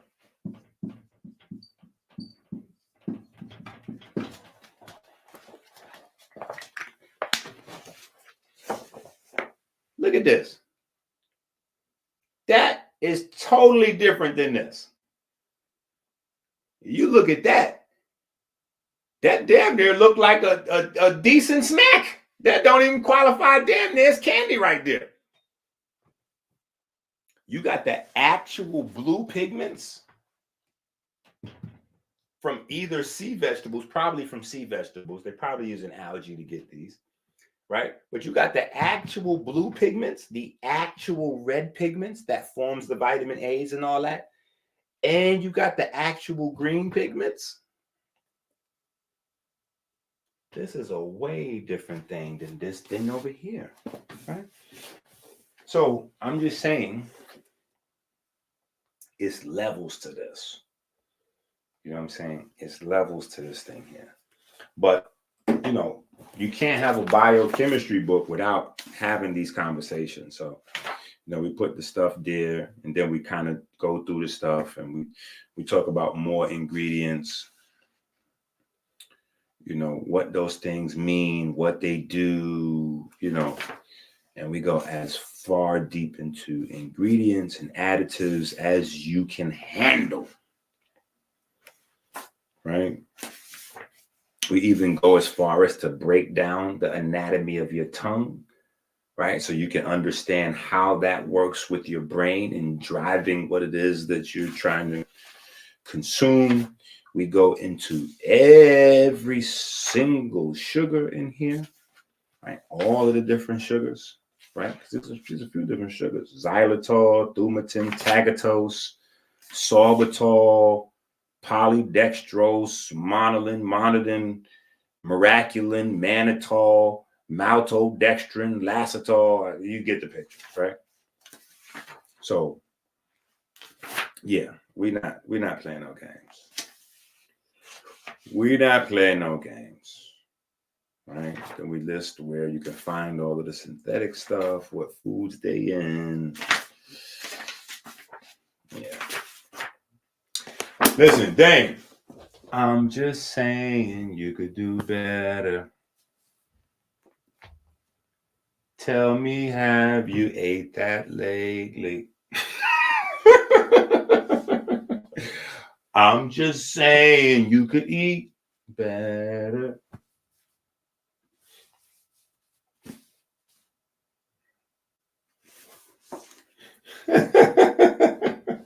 Listen, we're not trying to sell Dame on continuing to eat candy. I'm just saying, it is levels to it. You know what I'm saying? But no. We don't want to walk past the fruits and all that stuff and get to the, like, that ain't it. Not the best. Cane sugar is not the best for you, but it's a quick reaction for Damon. Ultimately, orange juice is the best. If I could flavor Damon's, if I could make jellies out of like date sugar and really natural maple sugar and certain things like that, that would be the best. Which she can pretty easily, but I don't know if that even still would be the way to go. Like, it's still a gummy. So why don't you do that? Hey, let me say this. With the exception of some of the more expensive date sugars, right? Do y'all remember a couple of months ago when I told y'all Aubrey, like, literally had this whole thing, and me and her went through this thing in the supermarket, and she like forced me to get some sugar, and I got the bag of date sugar. I still have that same single bag of date sugar. We have not finished that one bag. We got that bag about 2 months ago, maybe 3 months ago. It was a while ago we got it. I still have half a bag of that. You know what I'm saying? Like, because it's still a bag of sugar. You know what I'm saying? Now, the date sugar, depending on what company you get, it's not actually sugar. So because they're not honest about what the product is, right? Because they're lying to people about what the product is, they're actually lying in a good way, right? So the date sugar companies are lying. It's not sugar that they're selling. What they're selling is powdered dates. A powdered date is different than a sugar. A sugar is an extract. A sugar happens when you extract the plant sugar from the rest of the plant. That is sugar, right? Sugar cane, like if I was to take sugar cane and powder down sugar cane would be just as good as having date sugar, right? Because what makes date sugar more nutritious or healthier for you is that it's really not a sugar. It's the entire plant matter. So you are getting the pigment, the minerals, and the fiber along with the sugar. So that's why it's not as sweet as something else, because the concentration of the sugar is very low relative to what else you're getting there. You don't just have sweet in that. You have a powder of minerals, antioxidants, fibers, proteins, and sugar, right? So a powdered fruit is not the same as a powdered sugar. That is not the same. So that is a very pleasant lie that they're selling people, because otherwise, like I know, people would not buy it. If you call it date sugar, people looking for a healthier alternative to sugar will buy it. If you call it powdered date, John Q. Public would not know how to fit that into their life, and it'll just sit there. Most people would try to drink it. Like, they'd try to get water and make date juice out of powdered date, and it would go drastically wrong. You see what I'm saying? So by them saying instead of powdered date, they're calling it sugar, it's a lie, but it is a healthy lie, because, the problem is, though, if you don't realize that sugar is more addictive than cocaine, what happens is you get the date sugar. And this is the reason why I'm referencing that we still have half of that same bag left. because the mistake most people make when they're trying to eat a healthier sugar is they're trying to get the same dopamine hit in their mind from the sugar. And the amount of sweet is the exact amount of dopamine that's going to be released. The sweeter the sugar, the more dopamine is released. The sweeter the sugar, the more dopamine. So when they switch to a natural sugar, they're trying to get that same hit. So they'll get the date sugar and be like, oh, this ain't that sweet. I had to use a lot more of it. You get what I'm saying? So like, say for instance, they drink coffee and they normally put 2 spoons of sugar in their coffee, 2 spoons of white sugar. Well, what they're going to do with the date sugar now is they're going to put 2 spoons in it, twist that up and go, ooh, that ain't even nothing. And put 2 or 3 more spoons in there and go, okay, this is, yeah. And then they'll put another 2 or 3, now this is about right. They done put 10 spoons of that program in there. So that's not how it goes. If you're going to switch from regular to date, you got to have the same amount, and you have to deal with less dopamine. You have to deal and manage that withdrawal symptom, because that's what you're dealing with. So even if you have another sugar, a healthier sugar with less sweet, you're still going to have, you still are that crackhead chasing that high. You know what I'm saying? So because he eats so much sugar, he's addicted to sugar. Make no mistake. There's no way you can eat candy all day and smoke weed all day and not be a sugar addict. So he's a sugar addict, and he's the worst kind of sugar addict now because he's justified his sugar usage for his health. So now he's not eating candy because he's hooked on sugar. Now he's eating candy because this is how the proper way to manage the blood sugar and get me back into the correct range and blah, blah, blah, blah, blah. Get your ass out of here, Dan. That is not how you do that, sir. Do that. Why don't you help me do that? That would be great. Okay. So thank you. You're welcome. Appreciate it. So I feel better. I am not rich as hell. I work hard. I scrape to get. And I ain't gonna lie, I would have loved for him to check his blood sugar again after like 20 minutes, because we just watched my man do 2 hands full of jelly beans, gummy bears, and the orange juice. And I'm saying individually, all those things are not good, but definitely not. Like, I don't know what that is. That's like speedballing. Have you ever heard of speedballing? That's like back in the days, people used to mix cocaine with heroin substance. Like what are you doing? Cocaine is bad enough by itself. Heroin is insane by itself. What did you do like that? What you're saying? Get by. Donald Trump wants to give tax breaks to. Oh my goodness. Did I go back to that without fixing that? Hold on. Oh, you know what? Actually, I do want to play this. Let's play this. Hold on. Let's play this. This is important. Damn, I can't rewind this stuff. Yo, I'm glad this came on right here. You know why? Because this is important. Listen, let me show y'all how propaganda works. Because some of y'all getting ready to listen to this goofiness, and y'all are getting ready to go and make the mistake of your life and vote for Kamala because y'all believe these little clips. Oh, Donald Trump wants to give more tax breaks to the billionaires. We have to say no to Donald Trump. Listen, Donald Trump wants to give tax breaks to billionaires. We got to say no to Trump. Listen, let me tell you what's actually happening, right? And then you make your decision or whatever. But I want you to be informed, right? More information can't hurt. So yes, it is true. That is not a lie. Donald Trump does want to give more tax breaks to billionaires, right? But they're not explaining what those tax breaks are for, right? So here's how it goes.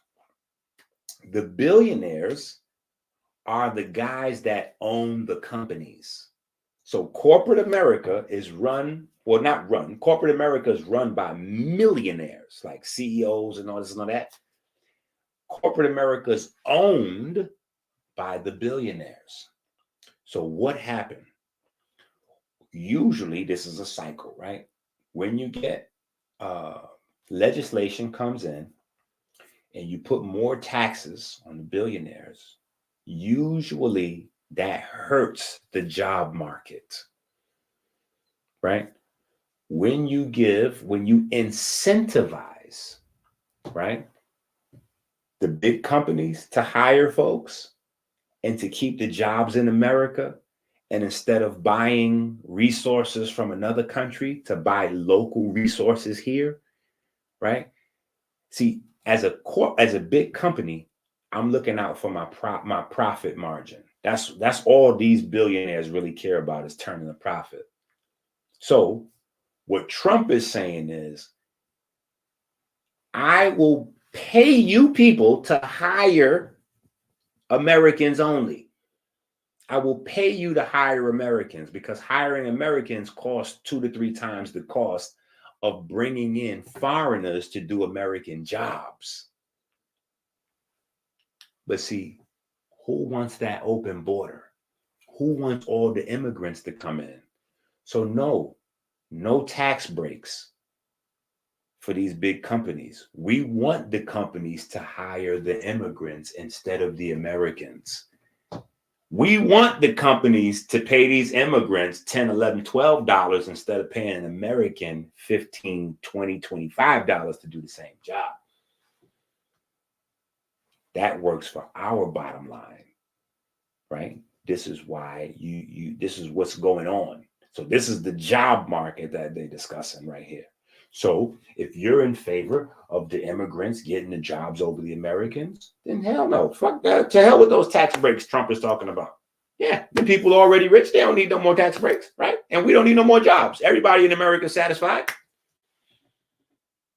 Now, if you like, hold up, wait a minute.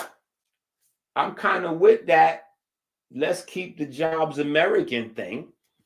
I'm kind of with that. Let's make sure we spending our money here instead of overseas and all that. Then, hey, let's keep the jobs here. All right, so there's that. Now we're going to get rid of this Trump video and go back to our regularly scheduled programming. I'm just saying, though,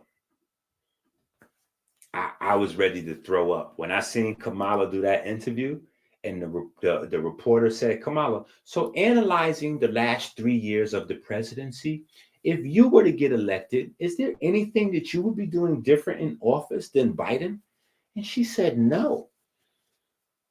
I was like, oh, so you plan on getting in office and doing this again here? So from the laundry detergent went from $7 to $13. So by the time we get 4 more years of this, I'm homeless. I'm homeless. I'm going to lose my shit. I can't afford $20 laundry detergent. I'm going to tell you that right now. I don't know what y'all lives look like. I can't afford $20 laundry detergent. I need the bread to go back down to $2, and I need the laundry detergent to come at least back down to 10. Shit. On it in therapy. So that's where I'm at. All this black-white bullshit, that is not my issue. I'm not voting for who's black or white. I'm voting for who's going to reduce this damn laundry detergent grocery prices.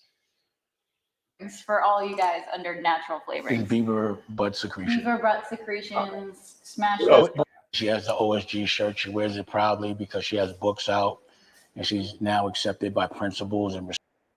All right. We off, Dame. Listen, we've been here 4 hours. We've been talking like crazy. Any break from taxes is good. Listen, I'm trying to tell you, you know what I'm saying? So I don't have a problem with a company being incentivized to hire Americans over foreigners. Like I mean, literally, that's in my mind. I might be old school. I'm 47, you know what I'm saying? But I thought that's what we're supposed to be doing. Home team type shit. You know what I'm saying? Like, so, you know, and I'm from New York. You know, a lot of states is not as hard hit as New York. The immigrant thing in New York is going crazy. And the immigrants is not only getting like a lot of free, you know, $5,000 and $10,000 debit cards. The crime rate in New York is insane. So now let me explain to you guys, in case y'all don't know from y'all nice vantage point, how that works. We was just getting to a point where people was coming out of the gang mentality. Even West Coast Cali niggas, you starting to see Bloods and Crips like, nah, we was bugging all this time. Nah, killing each other is not it. We need to come together and do businesses and take care of our kids and build our communities. Like, we was really moving past this gang ideology. But now with the immigrants come in, that's bringing a resurgence to the gangs, because the gangs started from protection. So now you got the immigrants coming in, a lot of them homeless. So you really can't, homeless is as homeless does. Men with their wives and babies out on the street, like, I don't know what you expect. So I can't, they're going to deal. But the people in the neighborhoods now have to get back to their, so the Latin Kings got to start reformulating the patrol their neighborhood, and the Bloods got to do what they got to do uptown, across town, and the Crips got to mobilize, and then you got old dinosaur gangs, the Decepticons, and all kinds of like stuff, folks coming out of everywhere, like, hold up, man, y'all ain't getting ready to just, because it's crazy. You know what I'm saying? And then that trickles down from the street to the prison system. And before you know it, it's in the public schools. And then, people that don't understand how these things are related, they go, oh yeah, but I voted for Kamala. I wanted to see a woman. Like, what are you talking about, bro? Like, are you worried? What are you, like, that's some superficial shit. Who cares whether it's a woman or a man or black? Like, put your babies and their safety and their education first. Like, anyway, go get some books. Vote for whoever. Vote for yourself, damn it. Go get you some books from Amazon, which is a vote for yourself. Don't vote for Trump or Kamala, damn it. Vote for yourself. Go get some books. Build your family up, man. We got to just take care of ourselves and each other, bro.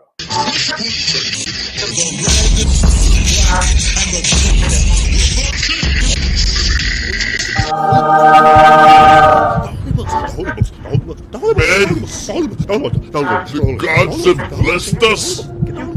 We must act now. We must act now to save us, to save our souls.